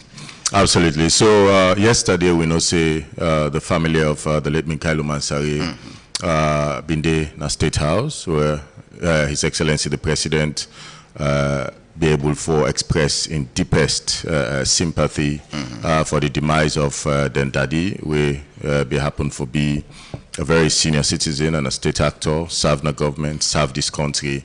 So His Excellency the President be able to meet with the family. Then later on, after the family be done left State House, Secretary to the President, Baba Fortune, Honorable Alpha Khan, and then Tommy Massakoy, we all know saying appeared to His Excellency the President, and maybe also they with them, right, as we go on the house of the deceased person, Minkailu Mansari, for go crying on behalf of His Excellency the President. So. And that was a good moment, you know, because Honorable Alpha Khan lead the delegation there on behalf of His Excellency the President to the family house of the late Minkailu Mansari, and we continue to express with deepest condolences. Now, I mean, on a personal note, I just also say Minkailu Mansari. Maybe they call him Pamansari. I've been there a few doors away from me in Tembetong. Wow. Before eventually moving on in Kamusak. Yeah. So I mean, I get very, which I will like say, fond memories of my interactions the whole time. For the most part, me and Mao will be in the kind of house by then 10:30. Yeah, where they claim up me road now for going house. And Minkailu been there just Pamansari been there just 2 doors away from me. So for the most part, you go sit on a veranda. You get to a chair, they also go sit down. Sometimes they go sit down at the bench front at the veranda, and I've been like 2 flats. Now I'm been against the bottom flat. So whenever I meet and they always go sit down and keep in company. I'll keep company. They take then 11, 12, 12:30. I tell and say, hey, Papa, say me, I don't turn out. They go now, go sleep because I mean I'm be like me business, be like keep company. I can tell and say no, I go lay down now, I'll go sit to my hand. So we had a good relationship even after I moved from Tembetong when he became minister now in 2007. My sister Reiki. Now I be left another flat there until subsequently Reiki and said move out. So I mean on a personal note, I think I was close to him and. We all feeling lost. We hope say God, Allah, go grant him al-Jannah and go forgive all of his sins and hope say the family, the good memories of the late Minkailu Mansari will be a blessing to his family and his loved ones. Them. All right, Abdulrahman as well. We see a press release from, or so to speak, a condolence message from the Media One Center, Star Television to be precise. You know, the station manager. On a personal note and as an institution as well, how una received the news of the death of the APC chairperson? Well, first off, because Alhaji Minkailu Mansari relate, like any other Sierra Leoneans, we cut across. You know, we all are Sierra Leoneans, we all belong to this country. We don't get no other country we come second, just this one. From a public life, somebody we, I'm sure, don't do invest. I don't work for empathy. He was much more of a devoted servant. His leadership was excellent, according to the series of tributes that we come from many other people. Even the #1 man of the country, His Excellency the President, in tweets, he make it very clear that somebody who devote himself, he work for the nation, is not only a loss for the APC party. Now a loss for the country. Many people in the likes of Alhaji Minkailu Mansari don't come and go, and I'm sure now we get for stand by them. Whoever passed away, not necessarily whoever passed away, we get that moral responsibility as long as you're a Sierra Leonean, for say hush to you and ask the family for. No, may not moon till whenever, because the most important thing, this man don't work for this nation, he don't work for himself, and we only ask Allah for make a grant happy eternity, because that's the most important thing, especially when you go for go meet the Lord. You know, we don't know what prevents there. I will ask Allah for make Allah forgive him his sins, and who will left make his strength he will resolve. For make Uhuru safe as a nation. All right, thank you very much. Now they go to business proper. Like I say, we also will be joined shortly by Abubakar Dahami, we go talk on the opposition and point. But again, like I say, according to one write-up we see today, from hours back from the opposition spokesperson, now Parliament, Honorable Abdul Kagbo, he'll confirm say the body go arrive at Lunge International Airport today around 4:30. And then go then at Lunge Hospital, and then from the hospital then get some Quranic reading in residence, Honorable Abdul Kagbo resident in the evening. And then tomorrow 8:30, then we'll get a motorcade, then we'll use Port Local Road, come to Freetown, and then take on to mortuary on Sunday. The body go then at the APC party headquarters, I think around 12 in the afternoon. And then go also take on to Parliament on Monday, and then go move, I think around 10 a.m. in the morning, and then move to City Hall for civic laying out, and finally to the Kingdom. Yes, to the Kingdom. I think the funeral will take place around that Nimbana Street Mosque. Yeah, Nimbana Street Mosque, correct. Exactly. Yeah. So, but we continue with the program. They will look at some Mango talk on that issue. They shortly we just do with Aminata filling station, and all we see get some one or two back and forth with the Deputy Speaker of Parliament. Although a man specifically go speak on that issue. Let's start off with the first one. How Sierra Leoneans them. Sierra Leoneans performing economic miracle, or how basically people they make ends meet. A lot of people are now Emirates, they say things are not easy, the cost of living is high. In fact, the minimum wage not enough for solve them day-to-day activities, and also many of them they say in fact they're not magicians. The money where they get a salary not enough for them to take care of them day-to-day activities, but then just don't they survive by miracle. Is it actually so? How the ordinary citizens they make ends meet today as compared to how it was before? Are we in a much better place now than we were in a couple of years ago? So I don't know if you can probably help. I mean, with the question and so maybe, I get the drift of the question. Okay. I'm simply saying within it will look like before. You say compared to how it will look like before. I'm just saying, yeah. So within really I probably want to help me out with. But I think it could be useful for your listeners. Them now within are the examples, within are the situations then they in terms of how it will look like before. And then just left open now. We can talk so maybe maybe for example, I would say before them they buy a bag of rice, maybe at 200 leons. Transport for go, for example, now upline not being this expensive as compared to now, like for go Bona, you're spending up to 180 leons. I mean, this sort of things day to day, the bread and butter issue is more what we are discussing about.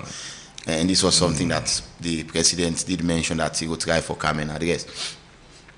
Well, absolutely. So again, I mean, I should ask the question and this throwback and the follow-up what you don't do. My mind just to go to which I will call me basic economic mindset where they teach you in a school. Okay. There's economics and a relationship between ends and scarce means, no so which have alternative uses. So there's ends and scarce means which have alternative uses.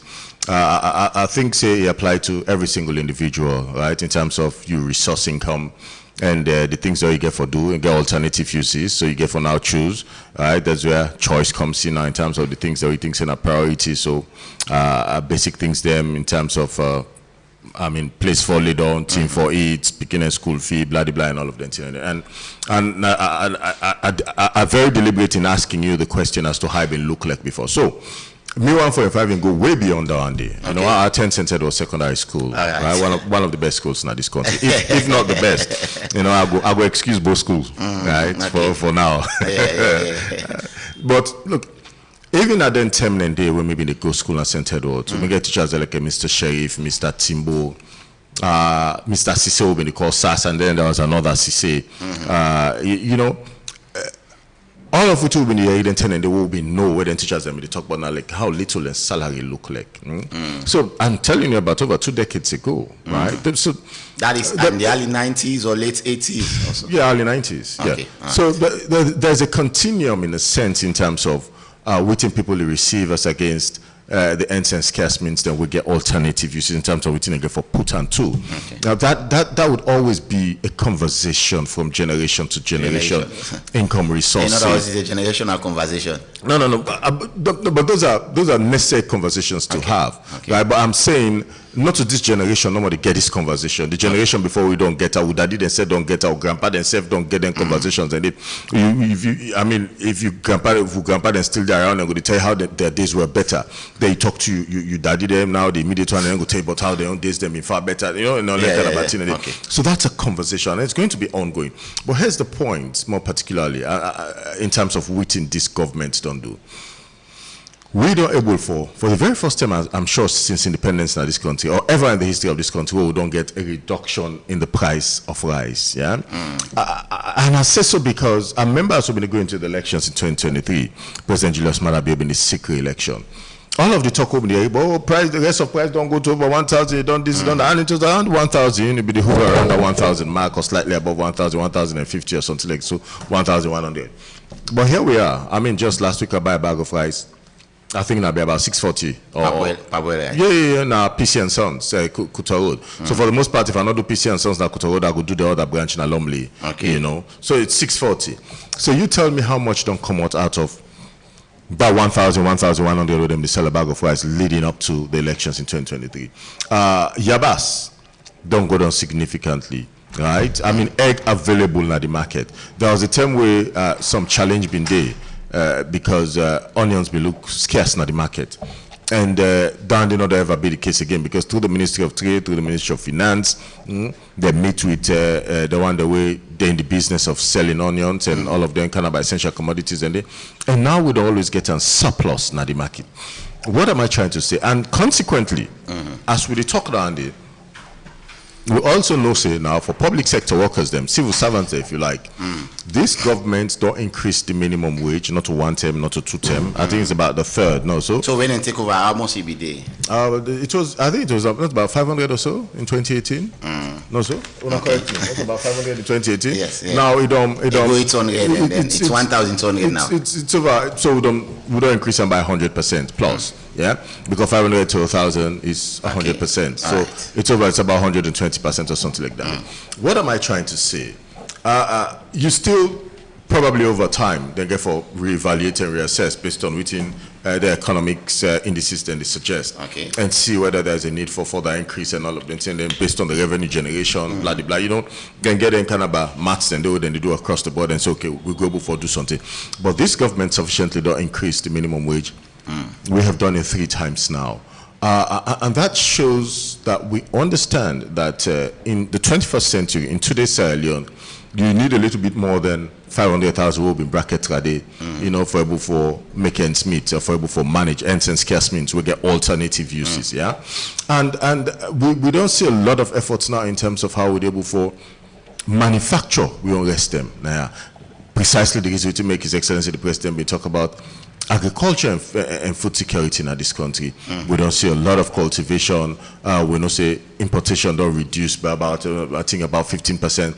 Onions don't roll back in terms of the importation. A few weeks back, I think about a month or so ago, His Excellency the President Mindena Zilunge also decided to get one of the biggest onions farm in this country. They go there for go watch, and they also take people into farm now, so for let them see, for encourage people them and see exactly what's in there. So here's my point. That possibly been the 500,000 prior to 2018. Not the 500,000 again in 2026. Yeah, if you're not a public sector worker, you're not a civil servant or a public servant, minimum wage, you're not earning that again. And therefore it means you see a lot more. Yeah, but then it just like, and let's just create this scenario and this situation. The cost of Peugeot 504 back in the days, then they now be about almost 100, 200, and they up in the that's what people were spending to buy.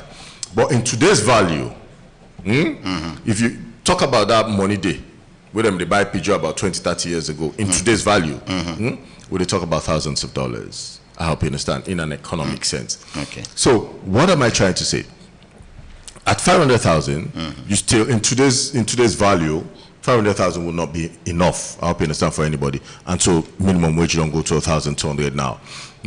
And we also know, say, Other other civil servants, and their salary don't go up exponentially. And I will tell you that, but these are things you don't hear from civil servants. You know, they're not the best people there for talk about salary increase. They can enjoy no more way come. So I know, say at a certain grade now going forward, they're earning, I think, about 1,000, 1,500, or maximum 2,000, 2,500. That's don't double. I know, say at their level than they now, basic salary is about 7,000 something. After tax, it's about 5,500 or so. That is what they take home now on a monthly basis. And then they don't happen for, I think, about 3, 4, 5 years now. How me come for know this why so? Interesting. What been the Ministry of Information and Communications then? I hope you understand. Then you still sound them with a grumble. Now one day, one come with them. But this month here, 5,000 something now collect to. I said, how come? I said, but them don't increase the salary. I said, but we're not the talker. I said, if you can say, enjoy this business no more quietly, but you're not saying it. Now, more fundamentally, on a very serious note, I think a lot of efforts has been made by His Excellency the President, right, in terms of so in essence, things are much more better today than it was. Look, the work of a more fairer, a more economically viable society has always been an ongoing process, from generation to generation, from government to government. Right. And His Excellency the President realized that day, so now I make it anchor them, right, in the medium-term national development plan 2024 to 2030. It's about the 5 big game changers, topmost, when food security and agriculture. And we have seen a lot of investment. We don't see a lot of returns they come in terms of the reduction of importation, right, but then also the production of the essential commodities. And thank you very much, Imran Sila. I'll come back to you, member of the Publicity Secretariat for the Sierra Leone People's Party. I don't be joined again in the studios by Abubakar Darami, former Western Region spokesperson for the main opposition All People's Congress. Good morning, Mr. Darami. It's a pleasure as well for getting on. Good morning to our listeners, and good morning to my colleague panelists, and good morning to Epic. All right, before I come to Adaraman, we start the conversation with one, well, it has been very difficult for Unana, the main opposition, in terms of losing Unana members. An honorable member of parliament, sitting MP, died last week. Omega as well, I think on Aliam to rest yesterday also, and then the chairman of the party currently. But let's specifically discuss about the chairman quickly, as a party, how they lost, what in lost means on her, and then we go look at the question I asked him shortly after that one. Yeah, thank you very much.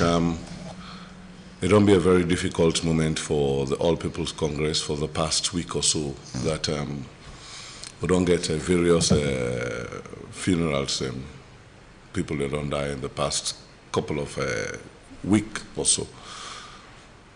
The chairman, Honorable Minkailu Mansari, at the head and the leader of the All People's Congress Party, and I be a fine gentleman. Most of we don't reach this level in politics. We span them in the Western area, do all what we do. We learn from Honorable Minkailu Mansari and people like Comrade Mamadou Aliou Patso. Honorable Minkailu Mansari, I'm the chairman of Western area, and he learned a lot of things, the political things and the political tricks and all. And I mean, somebody will look as an icon, and somebody will go to each and every day for learn from, for listen, for take advice. And I find gentlemen as somebody we love the All People's Congress Party, but we go to Honorable Minkailu Mansari, he go tell you, say, he say, my family will get and people will get, I don't get them before at the APCO. So when you go to RAM, you go meet SLPP people, NGC people, you cut across. Now, possibly walk across the aisle, across the board, and all, even within a Ministry of Mines. They work with each and every person, all the mosque and religious people in this country and all. I'll be a fine gentleman, and that loss, I'll tell you, is a very, very big loss for we at the All People's Congress. And it will be very difficult. We're not able to think right now who that will fill last space day of Honorable Minkailu Mansari, not the space as a chairman of the party, but beyond that, waiting them they do, the advices the way they give, it look all as in Peking, young one them and everything, it will be very difficult, and that one day we get for deal with them for next. This led me now to my next question I asked Imran. Are we really, as Sierra Leoneans, performing economic miracle today? How the ordinary Sierra Leonean they make ends meet? How it was before and how it is now? Are we better before as compared to how things are now for the ordinary citizen? If you take mic now, if you take camera, go out on the streets, the answer with the people in Gugina are waiting there, they tell you. 95% of waiting are they telling and the people in go tell you. So you share the same view with the people, they say? Na street are they, we are the ordinary man within a street, where they suffer the economic downturn of this particular administration, of which people, their lives have been better before than today. Rice, they buy rice 172,000 leons, of which we are in the Ministry of Agriculture. Now I'm responsible for poorest price to consumer protection every month. To today now rest price now 800,000 leons. Before petrol, I mean 6,000 leons. If you want to come out Aberdeen Road, go PZ, you pay 2,250. Now you get for pay 20,000 leons. Bundle water, I mean 2,500 leons. Now bundle water, 12,000. Packet bread, I mean 2,500 leons. Now 12,000, 15,000. Per mine, I mean 3,000 for pints. Now 15,000 for pints. Beef, I mean 13,500. That now beef and bone. Steak, I mean for pound? For pound, 13,500. Beef and bone, I mean 14,000. Now be my responsibility for consumer protection. Okay. Right. Where they go now Star Radio to Abraham. Now about 90,000 for pounds. So you look at all them things and they put together. College fee and the we people they college and college fee I mean 2,500,000, 3 million, maximum 4 million. Now college fee now 10, 12 million. The one they with the university, so you understand. So when you look at cement trade, you left cement as 42,000 leons a bag. Now cement now 240,000 leons a bag. All waiting there, I don't tell you so. Go out there in the street and check out. They receive 500% inflation in the country. I really, brother, they talk about minimum wage on go up. Yes, this government don't raise minimum wage, but then can they meet minimum wage at 650,000 leons? Okay. 650,000 leons before minimum wage. I'm glad we talk about the Peugeot scenario that Saudi they buy Peugeot 504 100,000 now about almost $1,000. The value for money. The tell minimum wage now 650,000 leon. We left dollar at 730,000 leons for $100, which means 650,000 leon. Calculate down there was $85. Now somebody now be the minimum wage for salary. Now 1,200,000 as minimum wage is about $50. So then they tell you say the people and they receive less now the value for money. So which means trade that minimum wage will be they get you. So you know how they say that comparison the way do no. Well, me they give the figures from 2018. You can go online now and check and see. So then they tell you say trade the minimum wage will possibly get 650. When you get them, you're able for buy 20 commodities. Now the minimum wage will get of 1,200,000. When you receive them, you're able for buy reach 10 commodities because everything don't go up, cost of living, standard of living, everything don't go up, transportation and all. If you look at the cost of fuel in the country presently, now 40,000 leons per liter. As opposed to 6,000 leons where you come out. If you calculate that, that is diesel, you say? It's fuel. Mostly. Diesel is being used in this country 80%, petrol about 20% in diesel. All them big truck, Poda bus, this, that, mining sector, generator, power plant, all that diesel they only use. I mean, diesel vehicles they mainly use. So when you look at that one day from 6,000 to 40,000, that is way over 500% increase. We understand, say, you get global situations, say, we don't jam here and yonder. But Guinea across the river now, so now we all day for the past 10 years, Guinea only know its fuel price from 10,000 francs to 12,000 francs. 1 grain, 1 10 inside 10 years. And look at the other downturn of it again. We currency, even the Teo Depan war, where this country they war, we currency value than Guinea currency. But we currency don't be depleted, new Leon, I don't even understand what we use in this country. To present now, we currency in a 3:1. When you give 1 million leons now, now something like 300,000 Guinean franc, which is a disgrace. We currency never not reach that particular position and point. Now the level of people where they go on the street, where they beg. The percentage of beggars will don't increase in this country because of the hardship, the downturn is very high. Sade Kukrin at 2,500, 3,000. Higher than it was before? Very high. Sade Kukrin at 2,500, 3,000 for bowl. If you add 500, you get kanda. Right now, if you want to buy Kukri, one get any Kukri, regular Kukri at 25, 30,000. You kanda no they do. Not just regular Kukri with bunga fish. So we look at all the things and down there. Packet water now. Packet bundle water trade 2,500 for bundle. Now packet water 500. 2 for 1,000 for packet water. So when you look at them economically, may they look at when they say indicators this. I mean they look at it. May they look at how person they go na market. Where you want to go buy 1 pint per mile, then they go tell you say 15, 18,000. You want to go buy 1 cup Gary when have been 500 leon for cup, now na 6,000, 8,000 for cup. 1 cup rest now na 10,000 leon. 1 bag rest is 800,000. When you look at that, they tell me, say, if you ask a question, if the people are alive better today than yesterday. Are they performing economic miracle, they say? The people in America they perform. We people in this country, then they on strict diets and they on strict weight loss program. Are they magicians? Strict. So the man they eat breakfast, lunch, and dinner, bro. Right now, if you see Naka middle of the day, you eat middle of the day. Balance now. Again, with all of this, like you say, I mean, the way how things were better, then why do you think the people at the end of the day been going for a new government? It's not that everything being that rosy. Yeah. But it was a little bit better than people are able to live their life. You understand? Okay. Change comes in every aspect. Some people they look at something today, they see person get Mercedes Benz, the change I go buy in Nissan. You understand? People let me say they want change. The change where the people they allow for them, they all say this change also go bring economic benefits, economic downturn to them and everything. But waiting this change bring all the products they don't face council. Go out there in the market, any trade they buy 8 years ago, go check in price today if you don't go up by 500% minimum. Right. So when you look at that one day, then they tell you exactly how the people and they feel and waiting they go on for the people.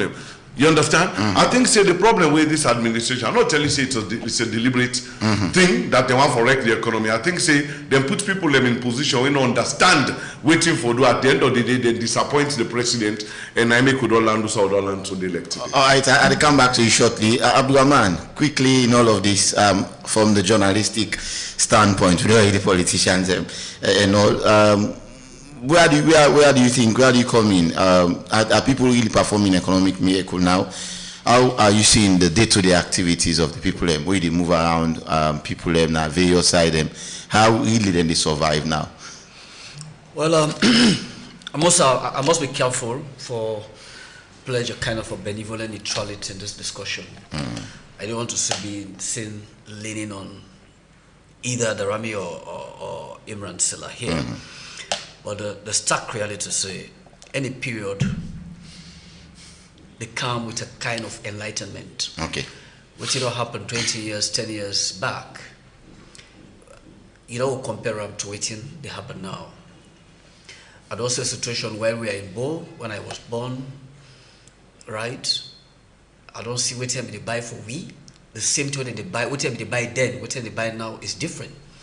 Because any period they come with your own enlightenment, they come with your own modernization and everything, cost of production, But in all of these, Imran, they talk of economic 101.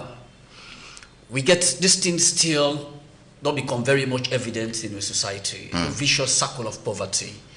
We say you get low earning, you get low wages, you get low savings, and low standard of living. These are the vicious circle of poverty. Until we break that yoke, then we go tend to appreciate what if it don't happen 10 years back and what would they do now, how much would they appreciate them. But the problem I get in these, you throw a discussion, I don't know, I don't want to make any misleading citation. Okay. You throw a discussion on the floor, you don't give me any reference point as to how the person come, who's can you stick a measure for make this kind of conclusion that people that they live by magic. You do a survey, you talk to any other person. So now, I think in line with each other. You understand? Try for question for more clarity. clarity. Any survey, what really happened? What are the citation? What are the reference point?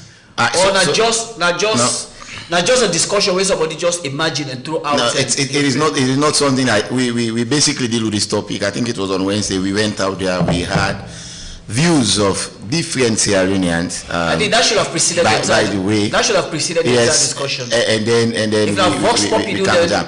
Of course we do we play now, so and then we had the views. I'm just asking from your own point of view. I mean, how you don't hear so basically I dare say both viewpoints they're valid when you look at then and now. Okay. Because no equal situation.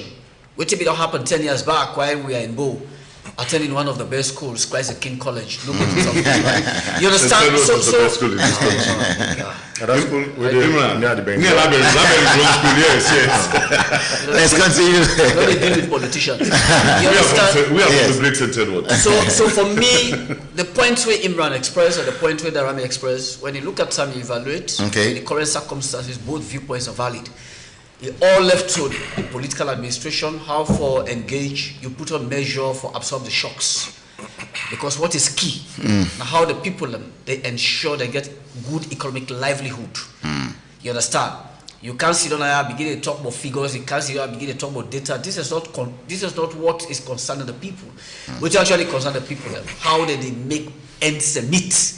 That bread and butter. That is the question we're asking. How do they make ends meet? The bread and butter politics. But I want to commend the resilience of Sierra Leoneans, even in the midst of all of these challenges. You understand? Except the one that we don't live their life in a footloose and fancy free. But I've never seen a situation where somebody that say he grossly died as a result of hunger. You understand? No, you name me one if you have an instance. I've not seen one yet. So for me, we get for appreciate yourself, but again, this is not a call for let the government do more, because as a government you owe the people a duty of care, and one of it that economic consideration for ensure say the people economic livelihood become better off than how we did. Everybody waiting at this country at least one situation where people with America have never been to the States, have never been to the UK. We don't tap for worker within African states, and I appreciate that. But the point here is, one actually see how we can equate yourself with people that we don't live out, how they manage their life, what you mean for make you get your breakfast, what you mean for make you get your lunch, what you mean for make you get your supper even before going to bed. So that kind of thing that you actually want to see. But I dare say both viewpoints are valid. All right, I continue with the program. Now we want to come quickly to the one that has to do with the pump price, which is still 35 leons per litre for fuel or petrol, so to speak, and then diesel is being sold at 40 leons per litre. And plenty of people and they say the price in the world market, in fact, don't go down, $78 per barrel or so. And all, and yet still the price here remains the same. And one of the activists, in fact, at Monabu yesterday talked, say when the reverse they happen, government add immediately, but when it comes for me, the reverse can take a little bit of time. Why is it really so? Let's start with you on this. So I've been there with Edmond, I think, last week on 98.1. Good morning, Salone. On the same issue. Yeah. So we'll get conversation on other issues then, but then the issue of fuel come up. Say Edmond like for consider himself for be a subject matter expert, particularly when it comes to fuel and all that and day. But then the reality of that conversation that we've been getting, I think I will echo some of the sentiments and again and the fact that we know say there is a new pricing formula and a pricing structure where Petroleum Regulatory Agency Authority don't introduce. Right, and that format they sort of don't further liberalize as against what may happen before. So when Balwa come just after 2018, the system will inherit and maintain them for some time, and then we get for reevaluate and reassess together the Ministry of Finance, the Ministry of Trade, and then they roll out a new policy and a new framework we sort of further liberalize them. But what it also does is they then get their own critical, which I will like say, steps them and benchmarks the way then they look at. Where say since they signed the peace deal between US and Iran, and also then conversations and they already don't start now in terms of the price of oil per barrel and implications and which you get for look like going forward. And I'm absolutely positive and sure and certain. I take note of the point that where then shocks and they can happen instantly. Prices then they go up. So not only for Salone, it happened globally across the world. We don't see several instances. So when we get COVID across the world, because of them challenges then with shipping and supplies, we don't see prices then go up of all essential commodities, including fuel. When Russia-Ukraine starts, Russia also is an oil-producing nation. We see say there are those instant shocks and prices then go up. And I think say not the same we don't see. But look, I have no doubt in the structure and the system, right, with PRA, the Ministry of Finance and the Ministry of Trade don't set up, and then they go able for make we realize exactly which is supposed to be our situation, because all of them, the external factors, then they internalize are now, right, through their structures, then benchmarks, then parameters, then they with Ministry of Finance, Ministry of Trade don't set up, and then definitely I sure say then go issue a statement at some point. The government get the people at heart at this part. Plenty of people don't they say in all of this way don't they happen, they don't think the government is thinking about the people. Wait same reach for made the price go up, all of those structures them not they be considered, it just goes up immediately. But when it comes to reverse, then some of these conversations start to come about structures. So I mean I don't know how you go connect the two, meaning because structures and systems and policies then they right for deal with situations them, and because then they react to external factors, then things that already happen around the world, right, in the right and appropriate way. How do you now go on to the conclusion, say, our government will get the people out? No, I'm just asking you a question. I don't want to So now precisely because government get the people at heart, now that make their structures and systems and they in place. Otherwise, it would have been a free-for-all. I just left everything and everybody they go there and go do your own business and how you feel for that. And I will give you another scenario. So somebody commits an offense now and go to court, and I mean we all know say this person guilty. Right? Does it now mean that the law not the work, the system not the work, that isn't a constitution, nor in bylaws, we not get the judiciary, or this person will not go jail no more? Is that the assumption? No, you have to go through due process, not so, because not only the courts, the judiciary, now then get a competent, which I would like say authority, right, for make that final determination. In as much as me to go so well. So I mean, what I'm saying is there are systems and structures. We supposed to be able for allow them systems and structures then they right for play them part and work like how they originally intend them for work. Yeah, and I'm quite sure. Look, I did in touch with the leadership in a PRA, Balwa, and the other one. Them right, I get friends then at the Ministry of Trade, obviously, Ministry of Finance, naturally, right? And our way I said, and they get in conversations then they in terms of within the price don't look like now. I mean, at the world market, right? Within the state of our modes, their own challenges, and all of them, the external factors, then and how we internalize them. I just want to piggyback on a few things because fuel also gets something for the economy, the original conversation will be on the economy. Again, I think so we have to have, which I would like say, an economic conversation on economic issues. Yeah, so let we now begin this not to, which I would like say, leverage on, which I would call them non-economic conversations on economic issues. There are real conversations to have in terms of price increase. Why this same Mazda 626, what would they pay for now? At a certain price, why in 1990 you're not going to pay for them at this particular price, yeah? So meaning progressively over time, over years, price don't go up. Those are real economic conversations. So no, I mean, if you are not a subject matter expert on economics, we cannot have an economic conversation on certain things then. Because part of our responsibility also is to also let the public also understand, right, the economic trends, the economic patterns, what is economics in its real sense, yeah? And then you can now inject a conversation as to what each government don't do over time. Is it true that 500,000 or 600 and something have been the price, have been the minimum wage then? Is it true now that X amount, we don't increase them by so many, by that amount there, and it's now 1,200. Not just on revenue growth, yeah, this not every other forecast. So it's not, I know you talk about Salon government, their own forecast. Every international forecast, right, they predict growth for be about, I think it's about 4.4%. Following a dip in 2019 due to climate impact and a slow 2020, the economy has shown resilience.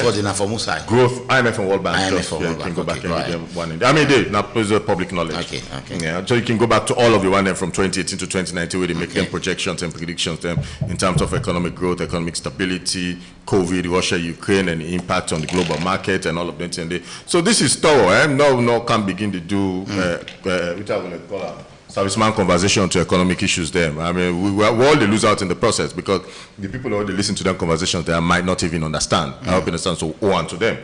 So it says growth is projected to improve to 4.4% in 2025 and 4.8% in 2026, driven by services, agriculture, and mining.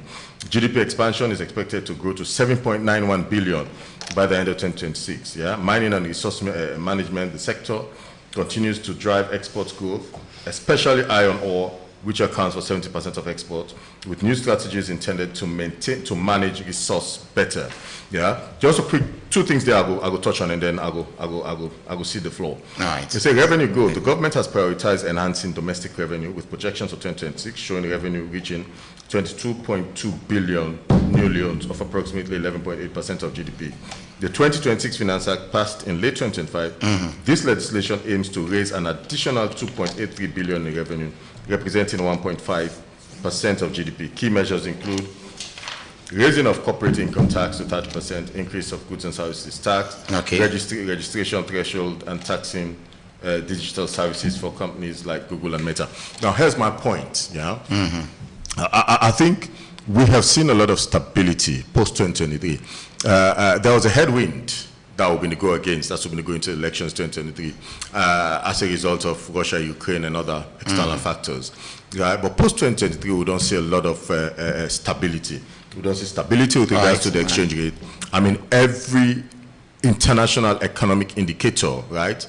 World Bank, IMF, then indicate that they've been quite clearly, they show say this economy by the last quarter of 2026 go increase by, I think, from 3.8% to, I think, 4.4% or about 4%. Okay. So which shows we're doing everything that is meant to be done. One of the initial advices that we've been get in 10 seconds now. Yeah.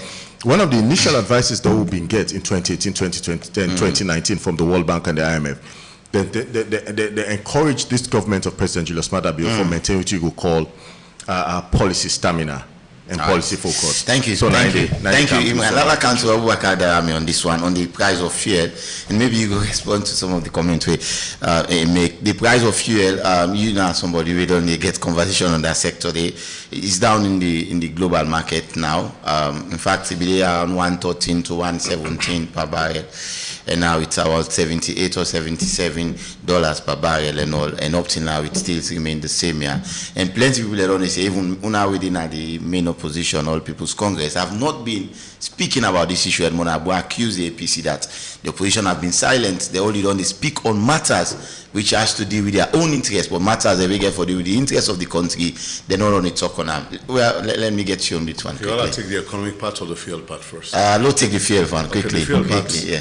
The main opposition has never been silent. When I don't call me at this station now so more than 5-6 times for can't talk about the fuel and other things. And there are times now me they call una. Yes, and I show up in different other stations. So the word about silence about this thing, I do not understand where that's coming from. Okay. On the other hand, fuel presently, the price for fuel today, this morning, is 75.76 per barrel, lower than what it was when the war started in Iran. You understand? March, in March, in February. You understand? When you look at them presently, when fuel price when they go up, now sneeze they sneeze for go up, PRA raise the price up. And I don't talk about the fuel price in this country and PRA not working for the president of this country, not President Julius Maada Bio, because I accuse them for that. I don't do this since 2018. 2018, 2019, when they move fuel price from 6,000 to 8,000. Now call off say, if the president not come up with the old formula, then get people away understand, the PRA will wreck the economy in hand. That's the way they move fuel from 6,000 to 8,000. At the time, dollar was 730. I projected that the dollar would go more than 8,000 for a dollar. It happened. That was in 2018. That was in 2018, 2019. Okay. All those videos are there. Go and check them.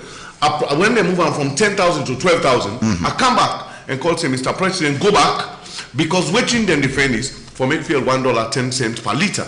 Fuel cannot be $1.10 per liter. Once you don't fuel, a driver of the economy, all other goods and services you follow, and the currency they devalue, that $1.10 for fuel today, within the next 3-4 months, the dollar they creep up, the leon they devalue, they become 80 or 90 cents back. Then go for push up. They move on from 12 to 15. I come back 15 to 18, 18 to 20, 20 to 23, 500. I follow them on anything they somebody come advise.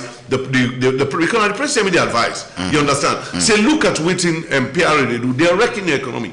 Let me just make you understand. Right. The tell fuel now 6,000 a liter, right? Dollar was about 730. When you check and juxtapose it to the dollar in economic terms, it was about $1.05 or so. You understand?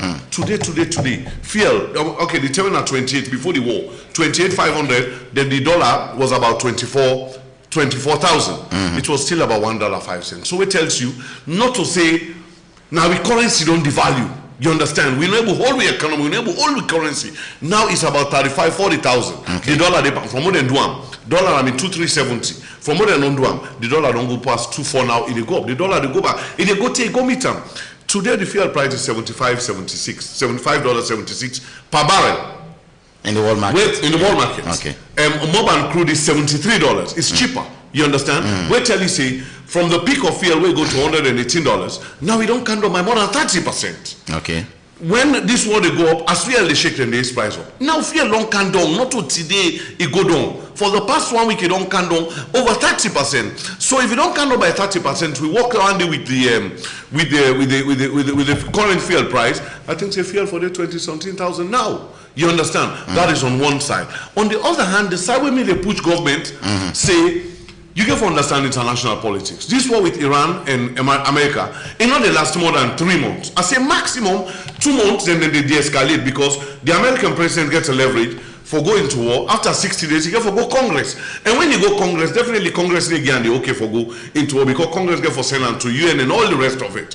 So waiting government for do pull the taxes on the pricing formula where PRA put. I publish it on a screen and various other television. I saw when I look at this jetty charge, storage charge, tank charge, marketing, all the one let them. Then charge you no be the way PCBD. This is a new pricing formula. Okay, some of them charges and they not be exist. I say let them wait and then pull them. When the price don't go down like quite good also, then start for creeping them back in. Then enough for pushing the burden on the people. But that did not happen. So waiting our conversation now, fear don't go down. Why they still all them up? Then they say the conversation from people who come up from governments. Where the fear will go up, why did they ease the price up? Because then they speculate, see, they therefore go buy at higher prices. Now I say, but how? But now the fear long candle, now the speculation again for go back at lower price. So today the price them for go down. Why they for keep them up and then allow the people them for suffer? Transportation don't go up, food price don't go up, everything they go up because fuel are the driver of the economy. You see today the fuel price can down. You see beaucoup goods and services they follow and back down. When they go up, you see them follow and up. So for me, PRA has not done a good job for the president. Me, I know they blame President Julius Marabi on this because he's not the expert. He put people in other sectors here. When are the experts? When are they for Andulam? But now some of them people they also no they do the job for him. Okay. You understand? So me just say, Mr. President, if them people are unable to do him, you get a lot of people them will understand in your party and in your government. Bring them come in. But this particular set of PRA, trust me, they're wrong. In this country, 36% of all lending they don't lead to the price hike in this country. That is completely wrong. People they pay the tax at Wataki. That tax only they pay in importing those goods. It already don't come into the prices when me and you two they buy them. But when you go to shop, say you go to supermarket, you go to shop, say another tax they don't put for them. So that is double taxing. Why then they treat the people like that? I think that is completely wrong. That is completely wrong. You see the model where they try to go take, you get some model they work in other country. You get to understand them. The model where they work overseas, then they put taxes on all goods and services. Is it not a way for me we go and we generate revenue? The 1 million they pay you. You don't go spend 600,000 per tax. You don't pay school fee. You don't pay transport. You don't eat it. You tell me saying a growth land. I'm just saying. Let me tell you the disadvantage. The more government taxing people, the way government take that money from the people, and that money only for stay and help for stimulate the economy and help small and medium enterprises. You understand? So your purchasing power don't be reduced. So is there a need for a massive overhauling of the system? So how can look outside the whole need for fix up so that things will become better quickly? Don't overtax your people. Any country where they taxing people in too much, your people become poorer. All right. Period. Abdulrahman, on this Aminata issue quickly. I'm not going to name. Who has been all around, they decry the effort of the government on waiting really they happen based on speculation. The country they lose 33 million United States dollars. Aminata and Sons they asked for a concession agreement. This concession agreement raised many questions and answers. Cabinets, as you can understand, unanimously approved the agreement for expansion and economic, after looking at the economic and legal implication. The focus now should be on fact, not on speculation. Because waiting, Aminata, they ask how much of 5% interest when you get for pay eventually after 3 years. Okay. So the agreement does not seek a tax waiver.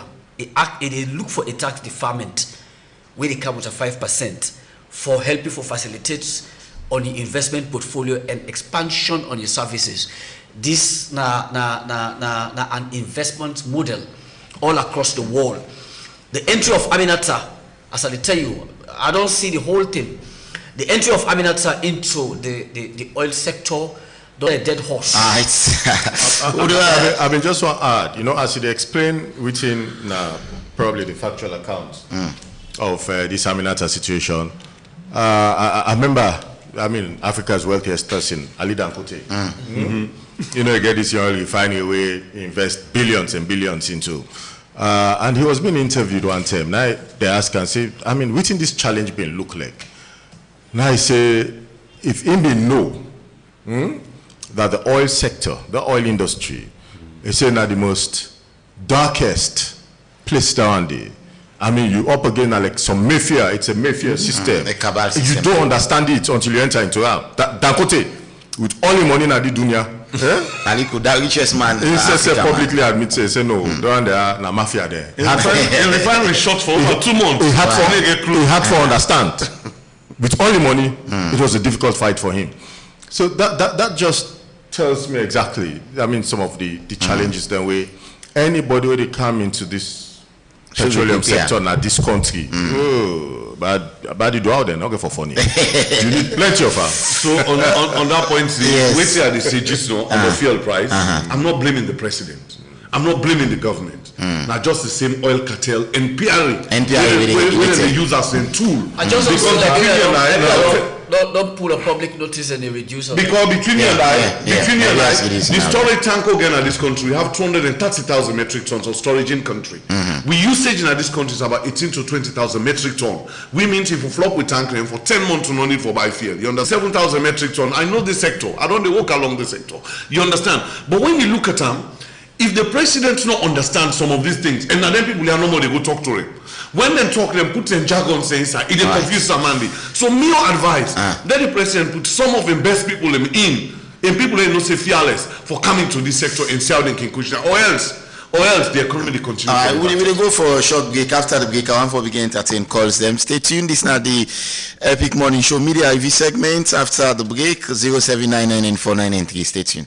Okay, so me family them. I don't try nearly all the water them within a salon for sale. And I don't come for realize none of them taste as good as Sierra Mineral Water. Epic Every time I Radio. drink them, it make I feel fresh and bubbly. Sierra Mineral Water, that's simply the best. I don't say but inside salon, Sierra Mineral Water, that's second to none. Any day, all sign of the country for sale. So, what till the wait? 1xBet. Your game has no limits. In 1x game section, you'll find Epic hits, Radio. Crash, Burning Hot, Crystal, Western Slot. Each game is a separate world with real winnings. Play on website or in the app. Visit the 1xbet.sl and use a SL126 promo code to get a 200% Epic bonus Radio. up to 2,800 Sierra Leonean Leones. 1x Games, a world of games, wherever you are. All right, slow begin for entertain the calls 07999493. Hello, good morning. You know where side you call from? So we can go ahead, yeah. Yeah, you know, talk about the country. And as for mine, 6 months. Now, in this government, they start time around the two. Now I watch World Cup too. I don't get somebody in a little. Also, this somebody. You can't watch football right now. You don't get somebody. You're not possible. Go what I'm done. You just wait some monopoly for anything. Then I explain to you. So you don't see the system. Also, you don't change. I don't know. Next time, the best day. I'm getting 10%. All right, thank you. 07999493. So I ask one question. If something happened to you, property or your business today, how fast you go before you cover? And that make you get German insurance. We then sabi for make fast claim payment so you go return to your business without no stress. Fast, is safe and flexible. And plus the premium is affordable so you go work for you perfectly. Call them on 088-22013 Epic Radio. 137 or visit the number 2 Adelaide Street and get insured today. German insurance, then trustworthy and then a professional. Hello, good morning. Good morning, Epic Radio. Yes, you need more side to call you from, please. Rogers Juba. All right, Rogers, go ahead. I think one of you panelists, I don't know, Mr. Draman, something like that. It make me day because I get solution to most of the things that they discuss now. Epic Radio. It asks about sick and other things. way really people then they measure anything in the way that they talk about, which I can say day by day, every day prices not going to be the